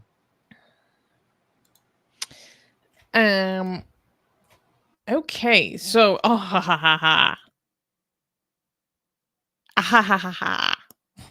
should we move to the next story? Yes. All right, clappable. We are going to clap because of the work of the RCMP, CSIS, and the goddamn FBI stopping some fucking murderous anti-Semites from doing their lame loser shit. Okay. All right, so let's clap for this one. Okay, we're gonna clap. Next news. ISIS in Canada again.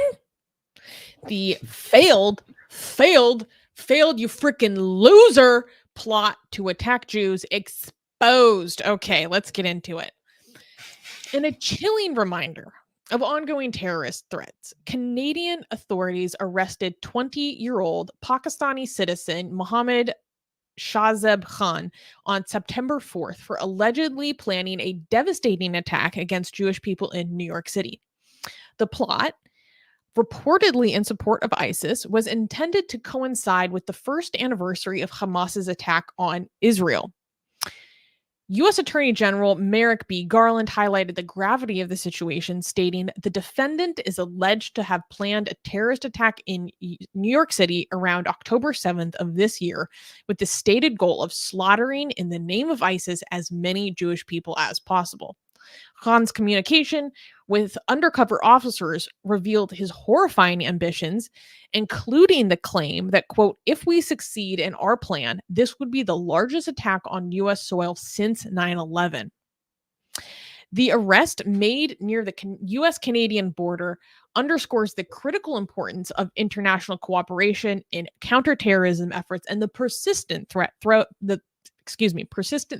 posed by extremist ideology. Khan now faces extradition to the United States and a potential 20-year sentence if convicted. Okay, so let's get into this. This freaking loser. I'm just going to start calling these people losers, man. He came to Canada like probably less than a year ago on a student visa. He came into Canada on a student visa, and from Canada started posting about on social media about his support for ISIS and using all sort of like kind of code language to talk about his support for ISIS. And basically, here's the thing. Here's the thing.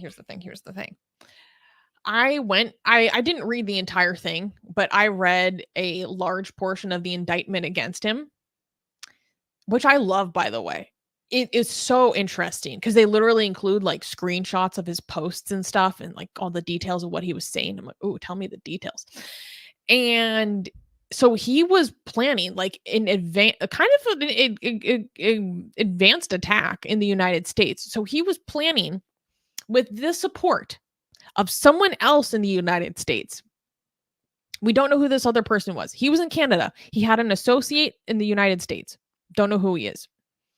To do this attack in New York. They were originally planning to do it in another city. We don't know what that city was. Then they decided to move it to New York because New York has the largest populations of Jews outside of Israel.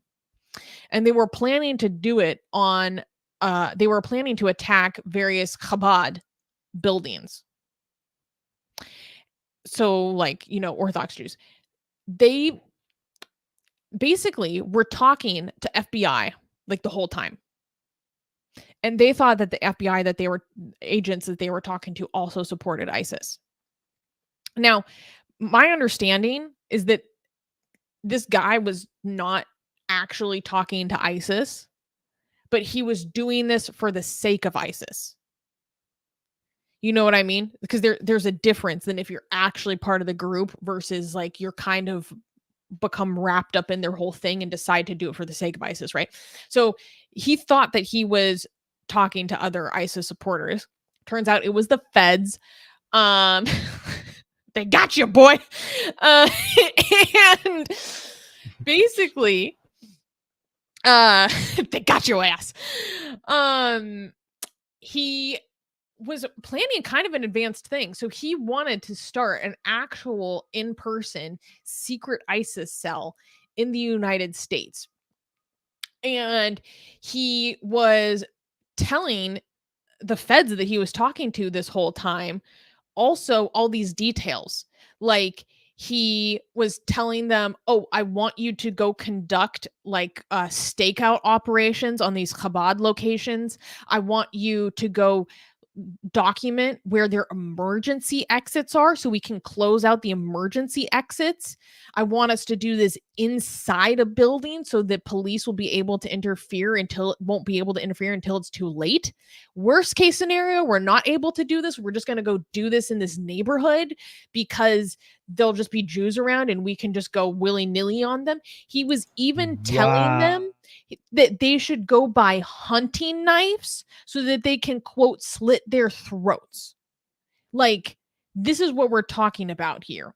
He was talking about we're doing this to the kuffar. We are doing this to inspire the ummah to go support the IS. Like, all this stuff, man. Then Armin, so I got sucked into reading this indictment like I was going through like a drama. Okay. So then when the other ISIS attack was unveiled earlier this summer in Canada, the one that we covered before, that was stopped like right before the father and son were able to do an attack on Toronto. When they caught those dudes, this guy got freaked out.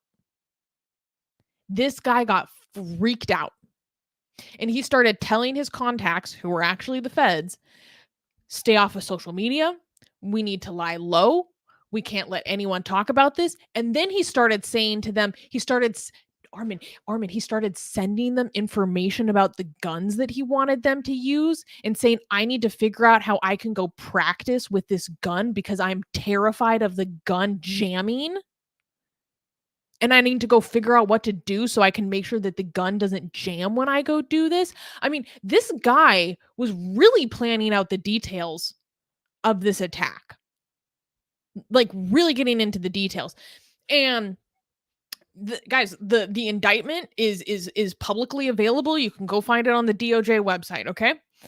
And so then what happened was that he decided at some point, no, he was even telling the people that he thought were his teammates, right?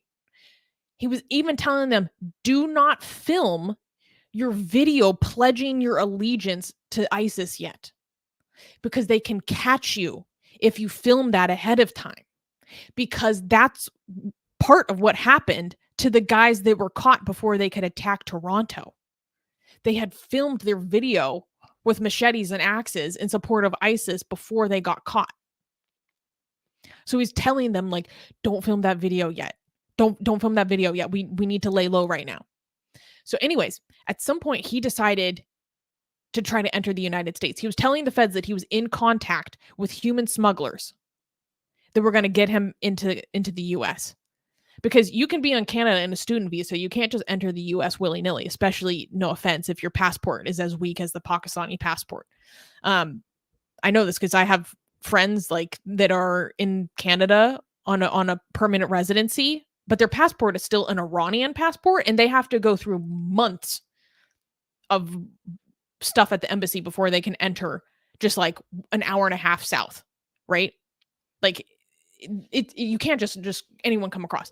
So anyways, he was active and he was moving towards the border. They had him. When he was going across the border, he changed vehicles 3 separate times, showing that he had a level of operational security, OPSEC, like going through the motions of trying to get into the US. Okay, well, the Mounties, the good old boys in red, okay, they come, they pull up, they get that guy. The RCMP pulls up, gets that boy. Okay, so he never crossed the US border. But they were playing in his communications. They were talking about how they wanted to do this specifically on October 7th because they knew that there would probably be large congregations of Jews coming together to memorialize the 1-year anniversary of October 7th, or they were going to do it on the 11th because they knew that that was Yom Kippur. So they were going for mass casualty events as much as possible. Okay. So I would like to give a shout out to all of the agencies, international cooperation to make sure that this fucking loser got caught and will be extradited to the United States. Okay? Because let me tell you something, guys. When you see that there is an indictment unveiled from the Southern District of New York, boy, it's a wrap. When I see a news report that says this sentence, an indictment was unveiled in the Southern District of New York, I'm like, it's a wrap. Goodbye. It's done for you because they do not mess around. Their prosecutorial success is if they are not coming forward with something that they do not have an extremely high degree of certainty that they can follow through on. And so he's cooked. Boys, I believe he's cooked. So yeah, that's what's going on here. But Canada needs to figure out how they're letting these people in on student visas, man. See, like that's what we need to be talked about here. They're stopping. They're cutting that. Did you not hear? Canada is moving fast in reducing, bringing in students and giving them permanent residency. A lot of things are happening, changing. And I know this is all political. Like the liberals are noticing how unpopular they are, so they're quickly trying to change their policies on immigration before the elections. But a lot of Canadians are not taking it seriously because it just shows that this is politics. This is not your genuine views, right? Oh, I wouldn't. Are you So kidding me? Mm-mm. yeah. But a lot of people think like, oh no, everything is going, fall. Like no, I mean, there's a lot of corrections happening. We saw Germany closing down mosques, sending back imams, sending back a whole bunch of people back to Afghanistan, even though it could be a violation of, I don't know, certain international laws. They're like, fuck it, we're gonna send these back to Afghanistan. They did that. So a lot of we're a lot of these we are seeing a movement in the right direction. Canada, the liberal, I mean, I'm not going to defend them because it's very little too late, and it's only a political move because they're saying how unpopular this is. But the fact that Canadians, I mean, Americans are very anti-mass immigration, and it's reflecting itself. I mean, look at the Trump versus Harris debate. Both of them were very aggressively trying to demonstrate to voters that they're going to crack down on this. In Germany, we're saying that. In France, we're saying that. In the European Union, we're saying that. In Canada, we're saying that. That shows that the politicians are noticing that the people want more restrictions on immigration. So it is happening. I mean, the student visas is just recently we had the news that the government seems to be doing a 180 on that in Canada. So it is happening. I mean, it's not as much as we want, but again, you're seeing that there is a reaction. The movement, the direction seems to be slowly going into the other side. So yeah, I mean, the next in Canada, for example, it seems like it. If everything goes in the same way, the Conservatives are going to win, and the Conservatives are very much more anti-mass migration than the Liberals. So that might be a positive. Might be, again, I don't know. No promises. I don't know what's going to happen. Sometimes you see these politicians promising something, and then they come into power, they do something else. So I have no freaking idea. But there does seem to be, like, all these parties, left, right, they seem to be signaling moving away from mass direction. So again, it shows that activism works. It shows that making your sound heard works. This is the strength of liberal countries. There will be a reaction to you doing it. If your attitude is like, oh, the West has fallen, this whole doomerism, this is just basically weak people trying to not have any responsibility or doing anything, because it's either we're like the greatest countries on the freaking planet and there's no room for improvement because we're already fucking great, so I don't need to do anything, or everything has fallen and there's no hope, so I don't need to do anything. This is just you justifying you not doing anything, right?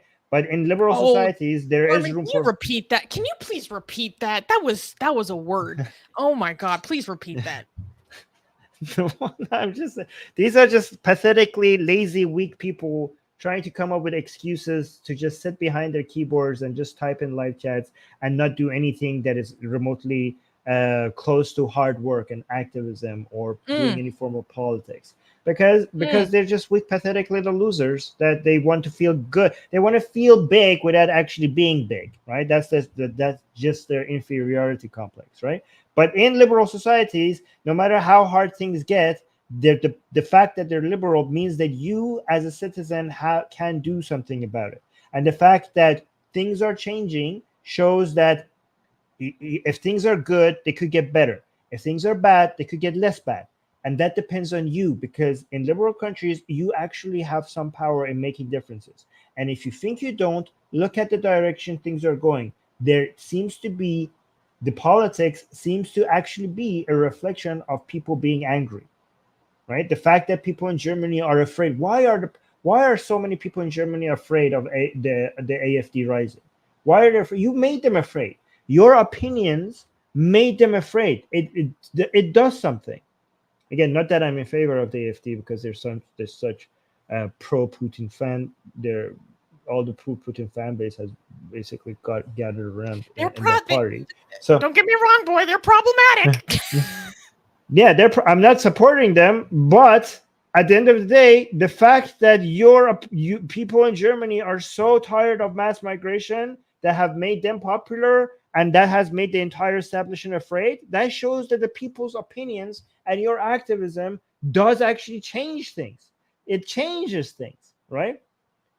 The fact that in the United States right now, deciding deciding whether or not Trump or Kamala is going to be the leader of the free world, and part of that is based on who ate a cat, was a cat eaten or not, and if it was eaten, who ate that cat. The fact that that might actually have an influence on who actually sits in the Oval Office, having the most powerful position on the planet. The fact that that actually has an effect shows that your opinion as a citizen actually has there's a lot of consequences on what you as a citizen think. That's why people are going around and figuring out who ate that cat. Right? I'm gonna put my cowboy hat away on that one. That was embarrassing, man. No, it sounds embarrassing, but it actually isn't. It's actually, I know people think like, oh my God, America. It actually isn't, because it shows how much people's opinions could make a difference. So in one sense, it looks embarrassing. Why are Americans investigating on whether or not a Haitian ate a cat, right? And why is that now deciding who gets to control the most powerful godlike army on the planet? It could actually be based on whether or not a cat was eaten, right? I mean, it has some effect. You might look at that and you think like, okay, that is ridiculous. Why is politics like this? But I look at that and I'm actually democracy. I'm actually happy. I'm actually happy that the United States, with all its might and all its power, has to look at its citizens and justify a statement that was made. That shows the power of the average American citizen. Well, not the average, the ones in the swing states at least. That shows how powerful they are, that you actually have to convince them that a cat was not eaten or a cat was eaten and it was done by a Haitian. That shows that your opinion actually matters as an American. That's liberalism. Right. Anyways. Boy, we ain't never going to live that one down. Never living that one down. Yeah. But, oh, wait, look at the comments on this. Hold on. Look at the comments of this. So, breaking Pakistani national charge. You read the comments. I'm going to go to the bathroom. I'll be right back. All right. So, this one is saying Pakistani national charge for plotting terrorist attack in New York City in support of ISIS. And this person is saying FBI orchestrated. I'm done believing this utter nonsense. I don't understand what this point is. Brooklyn. What does he not believe? What can you help me out here? Is this a conspiracy theorist? Is this all done by the FBI? How is this person a patriot and then blaming the FBI at the same time? Shouldn't you be, as a patriot, shouldn't you be proud of the FBI? I'm not understanding what the hell is happening here. Okay, so this person is saying Pakistani national charge for plotting terrorist attack in New York City in support of ISIS, U.S. Department of Justice statement. And this person is saying this is Islamophobia. What, arresting the terrorists is Islamophobia? What the hell is this comment? I don't understand this. By the way, why did the guy get 20 years? Shouldn't he be getting life in prison? Do you guys think 20 years is too lenient? I saw somebody saying 20 years. Yes, here, Sorko was saying 20 years is lenient. You were doing a terrorist attack and you're getting 20 years? Shouldn't you get... I don't know. Yes, and also Art is saying U.S. intelligence is still top tier, to be honest. Yes, it is. Okay, so the guy... So this is another person reporting... Let's keep in mind that he is a Pakistani national. So he would serve 20 years in the United States and then be deported. Okay, yes. Okay. As a Pakistani national, why should he serve why would we want him to serve a life prison here in the US? Well, because you're releasing a terrorist back into the wild. He's not going to be... ISIS going to be waiting for him on the other side and welcoming him with open arms. I think you should keep him. I don't know. There's also like legal implications of that. I don't know if we literally can. But anyways. Change the law. Okay, wait. This is... hold on. What is this coming? What is the reason for CBC News trying to conceal the identity of these Pakistani terrorists by describing them as Torontonians? This stupid attitude of blaming Canadians and hiding terrorists and their countries should be eradicated. Okay.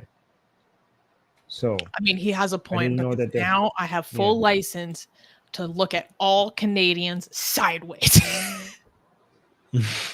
Wait, wasn't it? Was how much was CSIS responsible in the intelligence operation? Was it mostly the U.S. intelligence, or can we brag about Canada as It well? was, Who's I mean, who? I don't know. It was a cooperation according to the indictment, which was written from the perspective of special agent what was her name? Haje Hester describes Right. cooperation with Canadian authorities. So shouts out to that special agent because the indictment is like written in her first person perspective of working this case. I'm like, oh, this is so cool. Sorry.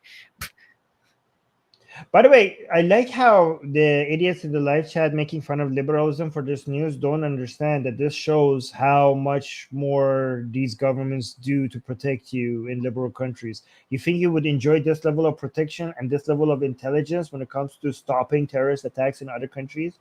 Do you think people in Pakistan or in Iran or in Saudi Arabia or in other countries, they enjoy this level of intelligent operations, stopping attacks before it happens? These people are ungrateful, pieces of shit that don't understand what's happening. This is actually, we will complain, and again, the fact that we get to even complain shows that we are living in liberal countries. We will complain about why you're letting these guys in, and the complaint seems to be having an effect. But at the same time, these countries are strong enough to stop many of these attacks before they happen. That's the sign of being a You want superior to even country. know to what extent it goes?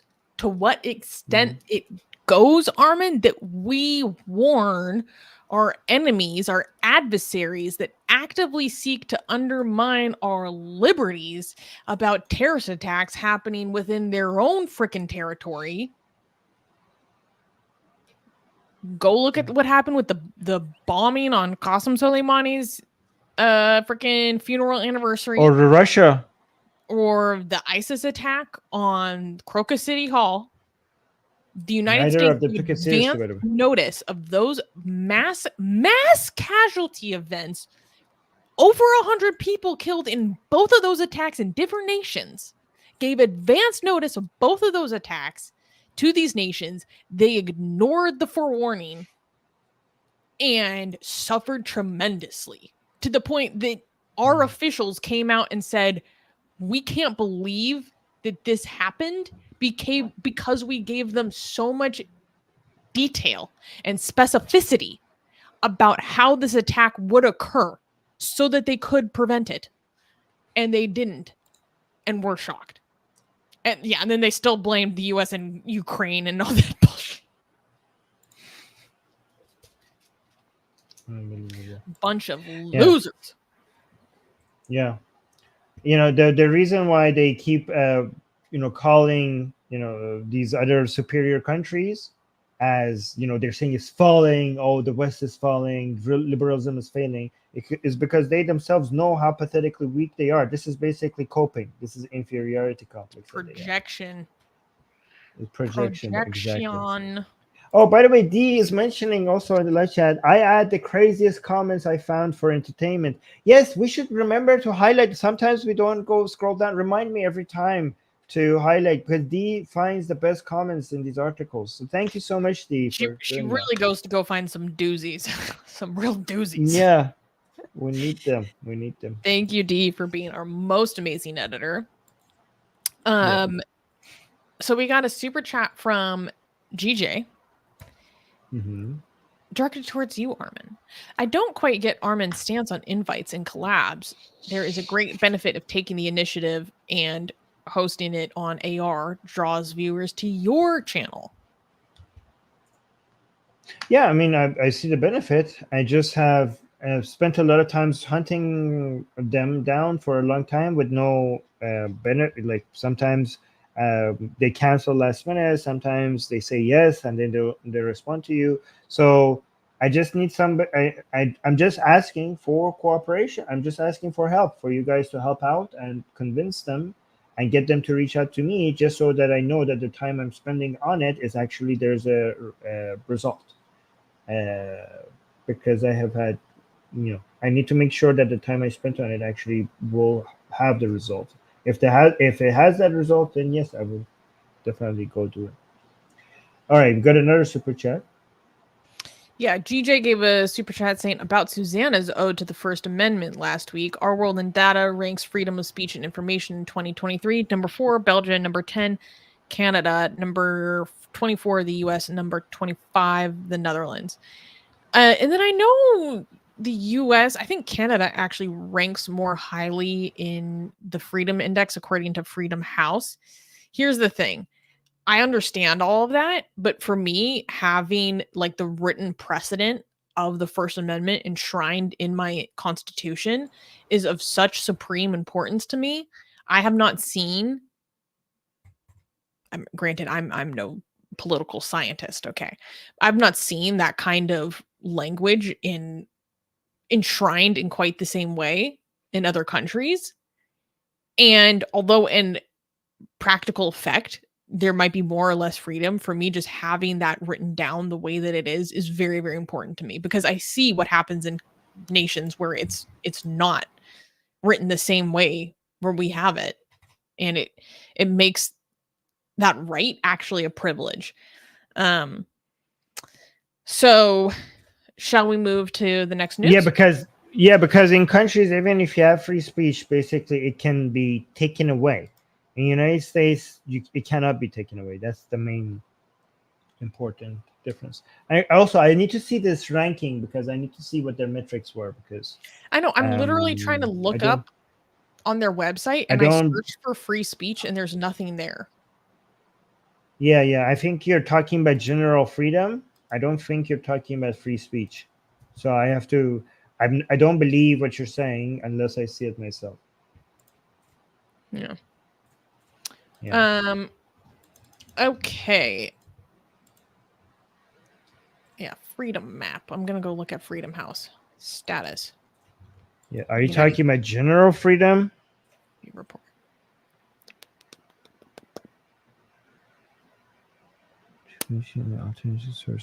According to Freedom House, the United States got an 83 out of 100 last year. Political rights, 33 out of 40. Civil liberties, 50 out of 60. Is there a ranking? Where's the ranking here? So yeah, I need to look into this study and see why. See the methodology. Anyways. So this makes no sense, because like Germany is scoring higher than the US. Like, yeah, we need to look into this at some point. Are you looking at Freedom House? Yeah, but I need to spend time looking into seeing what they're measuring, because are they talking? Maybe they're also talking about the freedom in the sense of the media or the universities or social media, or are they talking specifically regarding the government? Because we're more concerned about what the government can do. Yeah, we'll see. Okay. That's something that we cannot check right now live on air. I have to read through it later. Global freedom scores, internet freedom scores, democracy scores. There's many different levels to it, it looks like. Yeah, send it to me to make. Yeah, I'll look at it. Okay. Can we clap for the next news?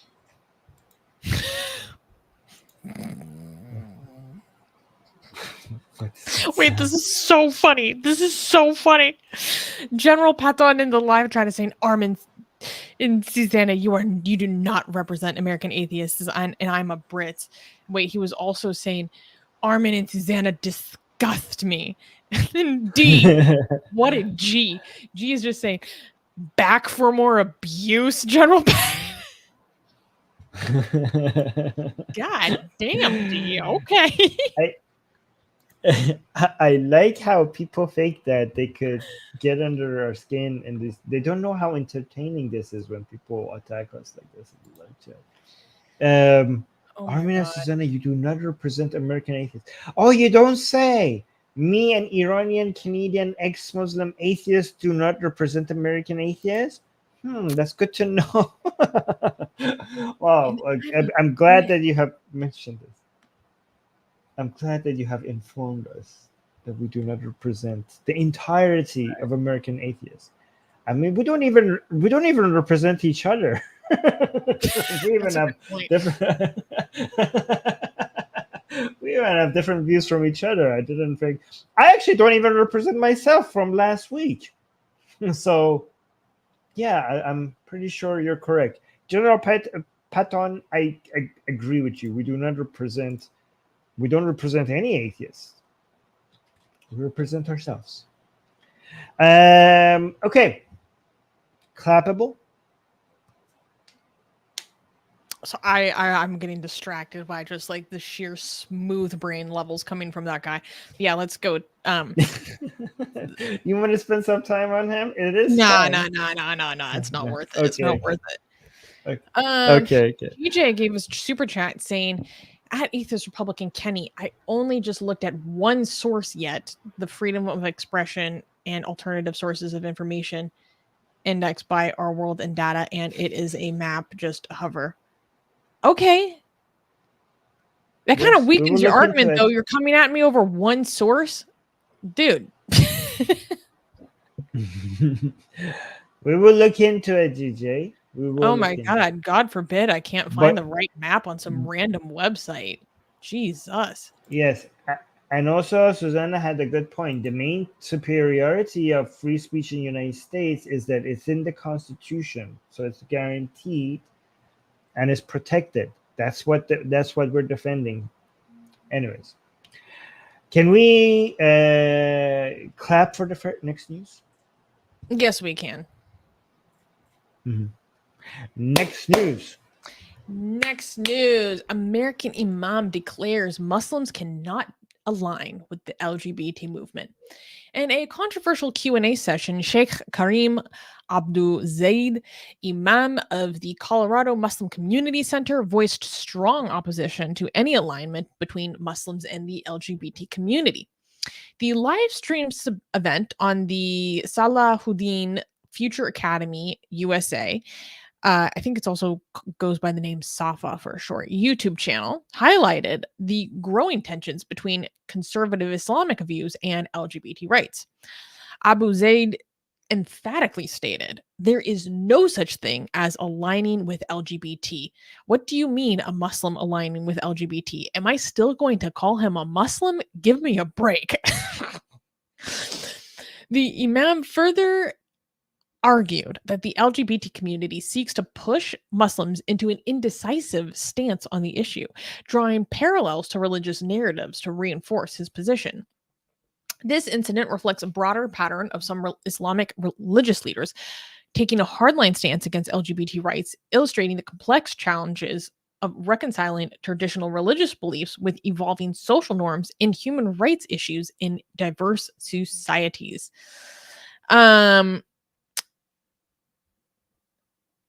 So, Armin, please bring forth the video. Oh, yes. Let's continue. So, how many? Should we play it all the way? Yeah, it's only 1 minute, so let's watch it all the way through. This is the Imam, guys. There is no such a thing aligning with LGBT. What do you mean a Muslim aligning with LGBT? I mean... Wait a second. LBGT? LBGT? He's getting the order wrong. There is no such a thing aligning. Armin, there's this comedian that I follow, and he's Iraqi, and he says the I'm sorry, the LBHDTV community.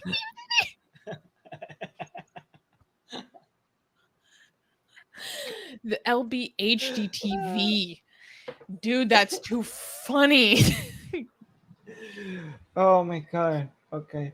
I like how they put the subtitles and they corrected it for him. Like he's saying LBGT, but the subtitles say LGBT. Okay, so I'm not gonna pause. Let's listen all the way through. There is no such a thing aligning with LGBT. What do you mean a Muslim aligning with LBGT?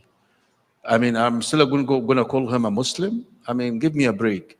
I mean, you know, what was the sin of the wife of Prophet Lut alayhi salam? What was her sin? No, she didn't have that resolute position that her husband had. Never a wife of a prophet would do something like that. But she was willing to accommodate. It's okay. You see, there is a position, ya ikhwa, is the being determined. This is right or this is wrong. You see, what they want you to do is to move from that domain to that domain of being indecisive. Maybe should let, you know, so a Muslim entertaining the entire concept of you know, I mean, and you want to unite with this person? Unite on what foundation? Unite on what? Unity is on the truth. So some people didn't understand what he's saying. Saying what? So I think he's talking about his. Hold on. She did. So Prophet what was Lot. the sin of the Prophet? Yeah, Prophet Lot, his wife, you know, turned into a pillar of salt. So he's saying, what was her sin? So somebody, I think, answered in the audience saying that she turned it around. What was the sin? Because like we're talking about Sodom, right? We're talking about, he's saying that the sin, you know, basically raining down fire on Sodom was because these people were gay. They were gay, so that was their sin, right? So he's saying, what was the sin of the wife of Prophet of Lot? Of the wife of Prophet Lut alayhi salam. What was her sin? Somebody said in the crowd, she turned around. No. No. She didn't have that resolute position that her husband had. So her turning around is kind of like shows that she was concerned for those people in the city. She was like, oh no, what is happening to them? So she was LGBT friendly. Prophet Lot's wife was kind of like, she hated them, but not as much as her husband Lot. She was like, oh no, they're catching fire. So she turned. So her turning back was not the turning back, was a demonstration of her not being strong against those people. So if you're LGBT friendly, if you are not aggressively anti-LGBT, it's basically you are kind of like the wife of Prophet Lot. That's what his point is. She was an LGBT sympathizer. No, excuse me. She was an LGHDTV sympathizer.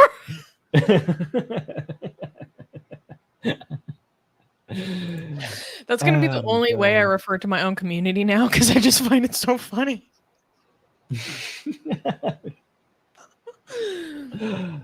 Oh. So I mean, the fun. Go ahead. Sorry. I mean, the funny thing is that the people of Sodom were wrong and deserved to have fire rained upon them for having, you know, same-sex relationships, and then Prophet Lot is being celebrated even though he was offering his daughters to be raped to a whole crowd of people. So that is apparently okay. That's okay. Yeah. Anyways, the standards are weird here. Yeah. That's a good way of putting it. No, and I mean, Mufti Armin, please, everyone, if you're a member, members can use the Mufti Armin emoji. Don't forget. Right. Mufti Armin, please put on your Mufti hat and give us your ruling. Like, is this guy off base? Is he correct? So at first glance, you might be tempted as a Muslim to say that what he's saying is not correct, because it seems like he's suggesting that if you are gay, if you have same-sex, then you're not a Muslim. Okay, and that is not Islamic. In Islam, if you are naturally made in a way that you enjoy sexual relationship with the same sex, that is actually a blessing Islamically. Why is it a blessing? Because God has decided to make your life harder. It has given you more opportunity to get closer to God. So you are being tested. You are special. So Islamically, if you have gay desires, you are actually special because God, for some reason, has decided to give you more opportunities to get close to God by making your life more difficult, by making it more challenging for you to obey God's command. You have a bigger advantage over people that their lives are not this hard. I have, as a straight man myself, I would have less temptations than you have to, and because of the more temptations that you have more opportunities to show God how much faith you have. So that's the Islamic position. So technically having gay desires does not make you not a Muslim, right? However, upon closer inspection, this preacher, this Imam, he's not saying that LGBT is, he's not saying people with gay desires are not Muslim. He's saying LGBT. That there's a difference that you infidels don't understand. It's not okay for you to make your sin your identity. Okay, you have a weakness, you are tempted, but don't call yourself gay. Don't call yourself a lesbian, because why would you make your sin? Why would you make a desire for sin as part of your identity, as if the sinning is something to be celebrated? For example, if I have a desire as a straight man, if I see a sexy lady and I want to have sex with her without being married to her, right? That would be a desire that I have for sin. Okay? If I don't give into that temptation, I will win, I will get closer to God. That temptation is there. That temptation is a test. I'm supposed to not give into it. If I, instead of fighting it, if I go all of a sudden take that desire for sinning and be proud of it and make that into my identity, that is not okay. That is not Islamically allowed. That's I should called be fighting being that red temptation. pilled and a pickup artist. You're right. So, and he's correct to call this such a person not a Muslim, because you basically have gone so far away out of the fold of Islam. Because not only you are making it seem that there's a sin that it's okay to give into, you're actually celebrating it as something to be proud of. That will take you out of the fold of Islam. So what I'm saying that it's okay is that if you have the temptations to have sex with the same gender, you are not guilty of having that temptation. In fact, you are worthy of celebration if you have that temptation and you do not give into it. You should be congratulated for that as a good Muslim that did not give into temptation. So just because what these infidels call gay, we will call people with these temptations, because we don't want to identify you with your sins, right? We don't want to give you that identity. Okay, we say people with like weird temptations, right? What these other people call gay, being gay is not a sin. Giving into your gay desires, that is a sin. Then okay, so there's three categories. People who have that desire, they don't give into them. Fantastic. People who have these desires, they give into them, but they know that this is a sin. They accept that they're sinning. They repent. are sinning. Yes, they are. And even if they don't repent, they will just burn for that specific sin in the afterlife, and they will after that go to heaven. The most important thing is that they're still a Muslim. So if I'm a Muslim, if I have desires to the same sex, and I give in to that desire and go have that sex, I am sinning, but I'm a Muslim who's sinning. I'm still a Muslim. Still a Muslim. Then there's a third category that has that desire, gives into it, goes and have sex with it, and says that this is okay, that this is not a sin. This third category is the worst possible category, because now you have exited the fold of Islam. Now you are worthy of takfiring. Now it is okay to call you not a Muslim. And you are in the worst possible situation that you could be, not even close to that second category. That second category, Muslim that is sinning, people sin. Muslims sin all the time. That is not weird. That is something that you will have to pay for it one day, but God will eventually forgive you. This last category, you have been doomed. You have now exited Islam, and your place will be in fire for eternity. This is what we have to avoid. Even if you're sinning, even if you're a Muslim who's sinning, just acknowledge that you are disobeying God. Just acknowledge that this is a sin. Continue with your sin. Maybe one day you will repent, or maybe you will pay for it in the hereafter, whatever. But you are in such a superior position than the other person who says that he's a Muslim, who is sinning, and he's denying that this is a commandment from Allah. That position you have left. We are not Khawarij if we takfir that. The second category, if you takfir them, meaning that if you kick them out of, you denounce them as Muslims, if you say the second category is not a Muslim, we could call you Khawarij. But which is the practice of takfiring that is not allowed in Shia and Sunni Islam. But the third category, if you announce them as non-Muslim, that is completely within the understanding of all Islamic scholars, both Sunni and Shia, that you could takfir this motherfucker, right? And yeah, so this, when he's criticizing the LGBT so-called Muslims and non-Muslims, because people who are LGBT, they're not just having gay sex, they are using the label LGBT, they're waving the flag, they're proud of their sins. So this movement, the people who belong to this movement, he is correct Islamically to say that they are not Muslim. Well, thank you, Mufti Armin, for your insight and wisdom, which brings us to our next Mufti Armin question, which is submitted to the Mufti. We're going to use this like this is a halal fatwa hotline. Asian American is asking, is it halal to edge but haram to nut? No.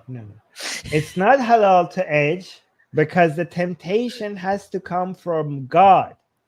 The Muslims themselves. So when I say the temptation is a blessing, you cannot, as a Muslim yourself, go tempt yourself or other Muslims. Just think that I'm doing something good because I'm bringing blessings upon their life. If you, as a human, if you increase temptations in this world, you are sinning. The temptation, the test comes from God directly himself.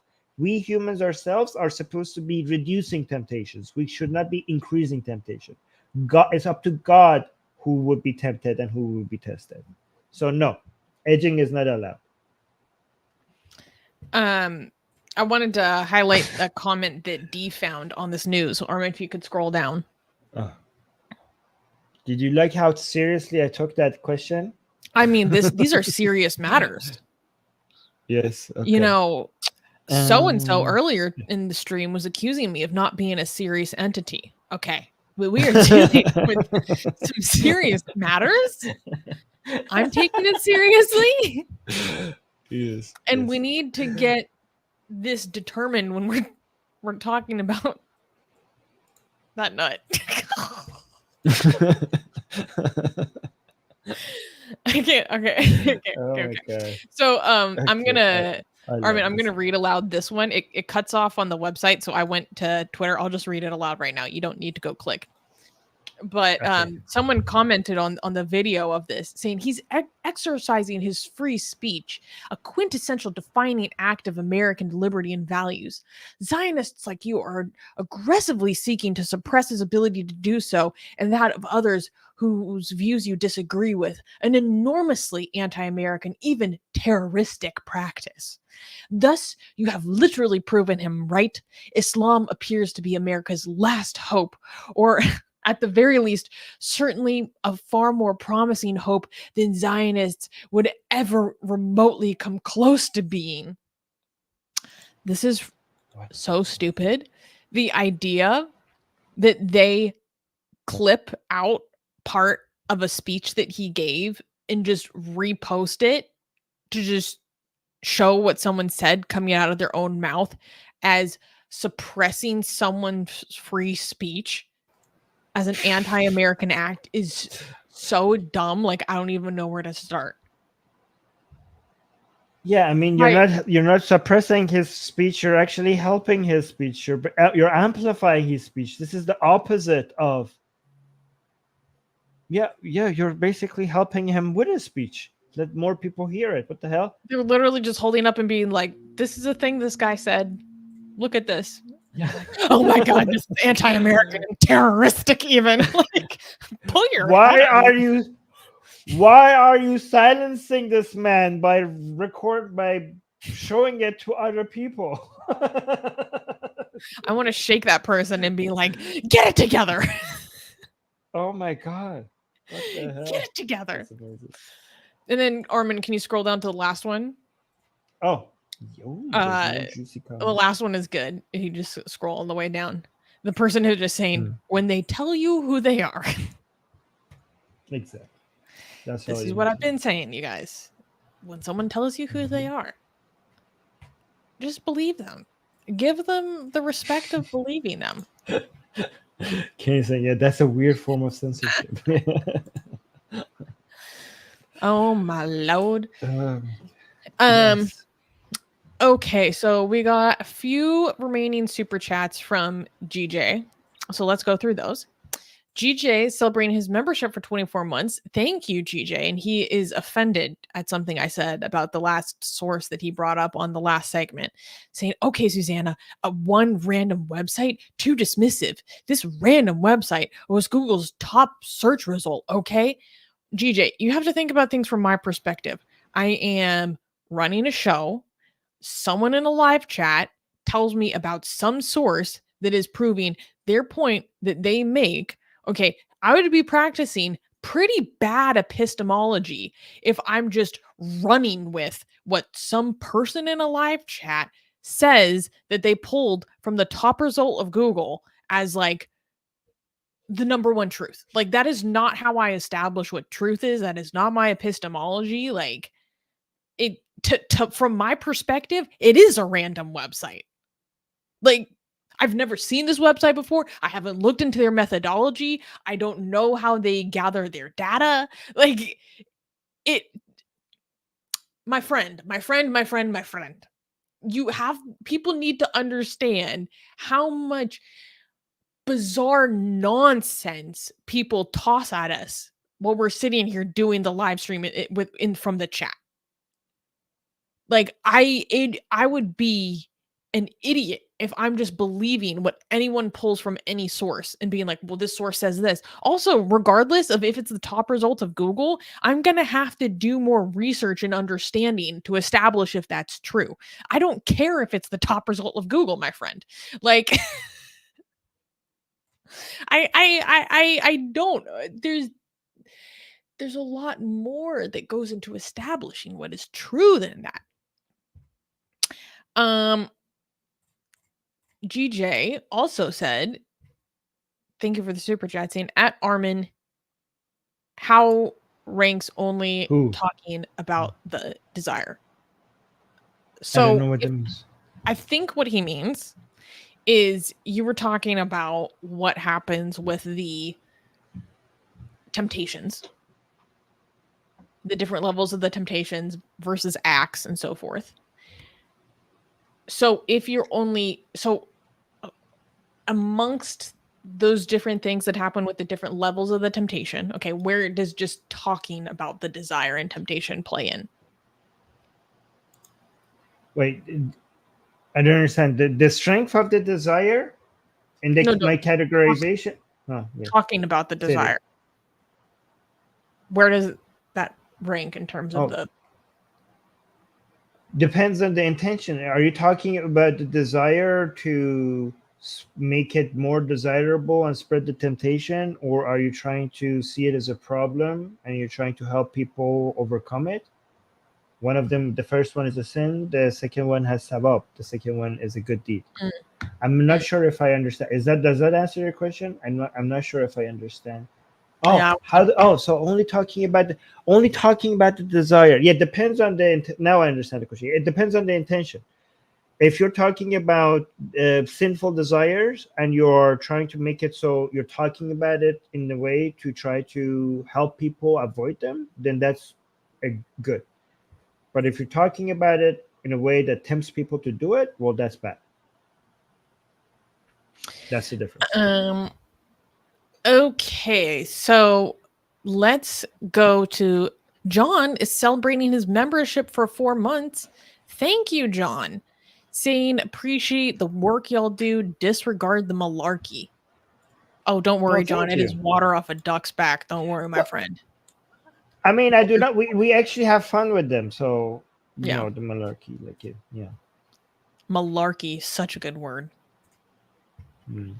This baloney, this malarkey, shenanigans, tomfoolery. And Semper Fi is just saying, handsome Armin. You wanted? Yes, thank you. Yeah, the look on your face. You're like, yeah.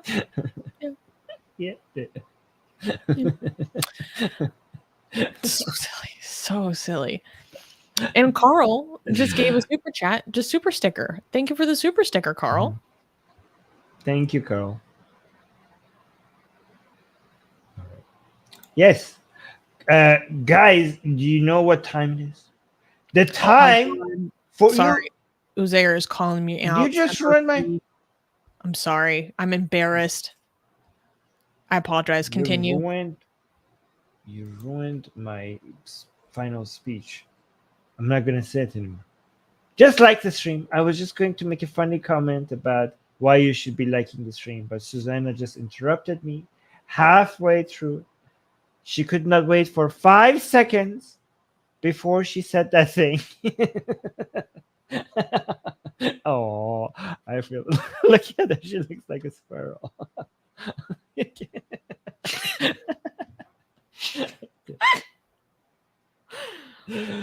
Oh, God. The hiding. Okay. I'm going to go yeehaw and shame.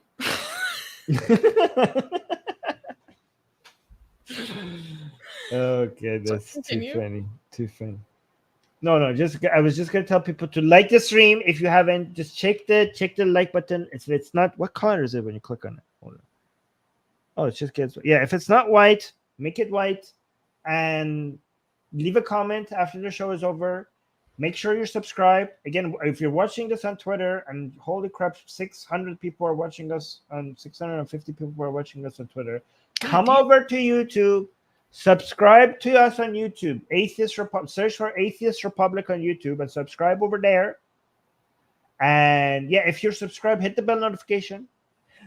Go tell everybody. Go shout it off the rooftops. Tell people to subscribe to Atheist Republic.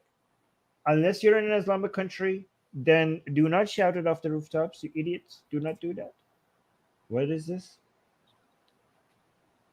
If it's not white, what is this? Oh, shit. No, that's not what I mean. That's not what I mean. Guys, don't make what I said seem like something.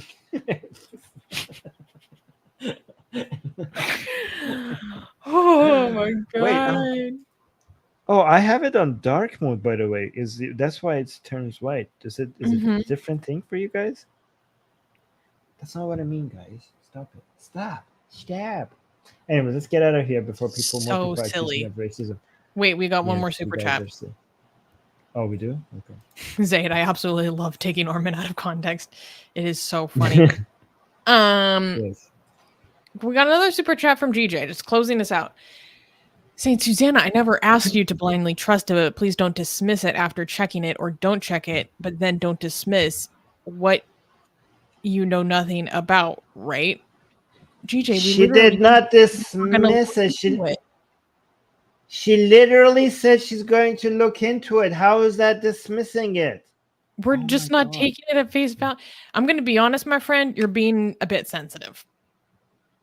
Yes, she said she's going to check it later. Saying she's going to check it later is the literal opposite of dismissing it. You're being a little sensitive for a Dutchman that loves to talk about how the Dutch love to be blunt. You're being a little bit sensitive about me being blunt with you. It's okay. Let me be honest. It's okay. But that's okay. It's okay. I'm a sensitive person too. I am. So it's okay. But oh, he's saying okay. Yes, yeah, okay. you know, we're not going to stop everything in the middle of the live chat to go investigate the thing. We got stuff to do. We just said that we do not trust that now, but we will check it later. Anyways, we gotta go. I have to get ready for the atheist. Are we still monetized, by the way?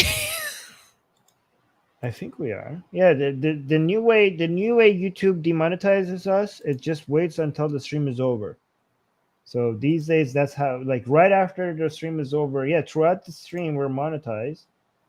Oh, what the hell? I forgot to. Yes, we are still monetized, but after the stream is over, it will go and demonetize. Which reminds us, guys, support us financially if you can, because we do get demonetized after the show. And it goes a long ways. It goes a very long ways to supporting our work and the community and everyone. You're getting that gets to come here and enjoy your time and escape from a lot of stuff in their life, or maybe places where they can't be free to express themselves, and they come here and they feel like they have a community. That's who's really being supported. First off, GJ is celebrating the progress that we're getting less demonetized. I mean, yeah, so that's good. And also, here's a compliment for you. Thank you. Thank you. All right, guys, we gotta go. Yes, me too. This is really fun. Can I tell you guys for making it fun? I'm gonna tell the live chat something. I was waiting for someone specific to come into the live chat and say some specific dumb shit, and I was ready to roast them. Roast them into next Tuesday. I was gonna roast them. They didn't show up this week. They didn't show up. So let me tell you, I'm putting the whole community on watch. That I am laying in wait. I am laying in wait to unleash. To unleash. So that gives you guys an incentive to come back next week. Yes, we're not going to tell you who it is, so that when they come, you'll be surprised. Okay, so anyways, we hope he. Yes. We'll see. All right, guys, we gotta go. Bye. Like the stream and stay liberal.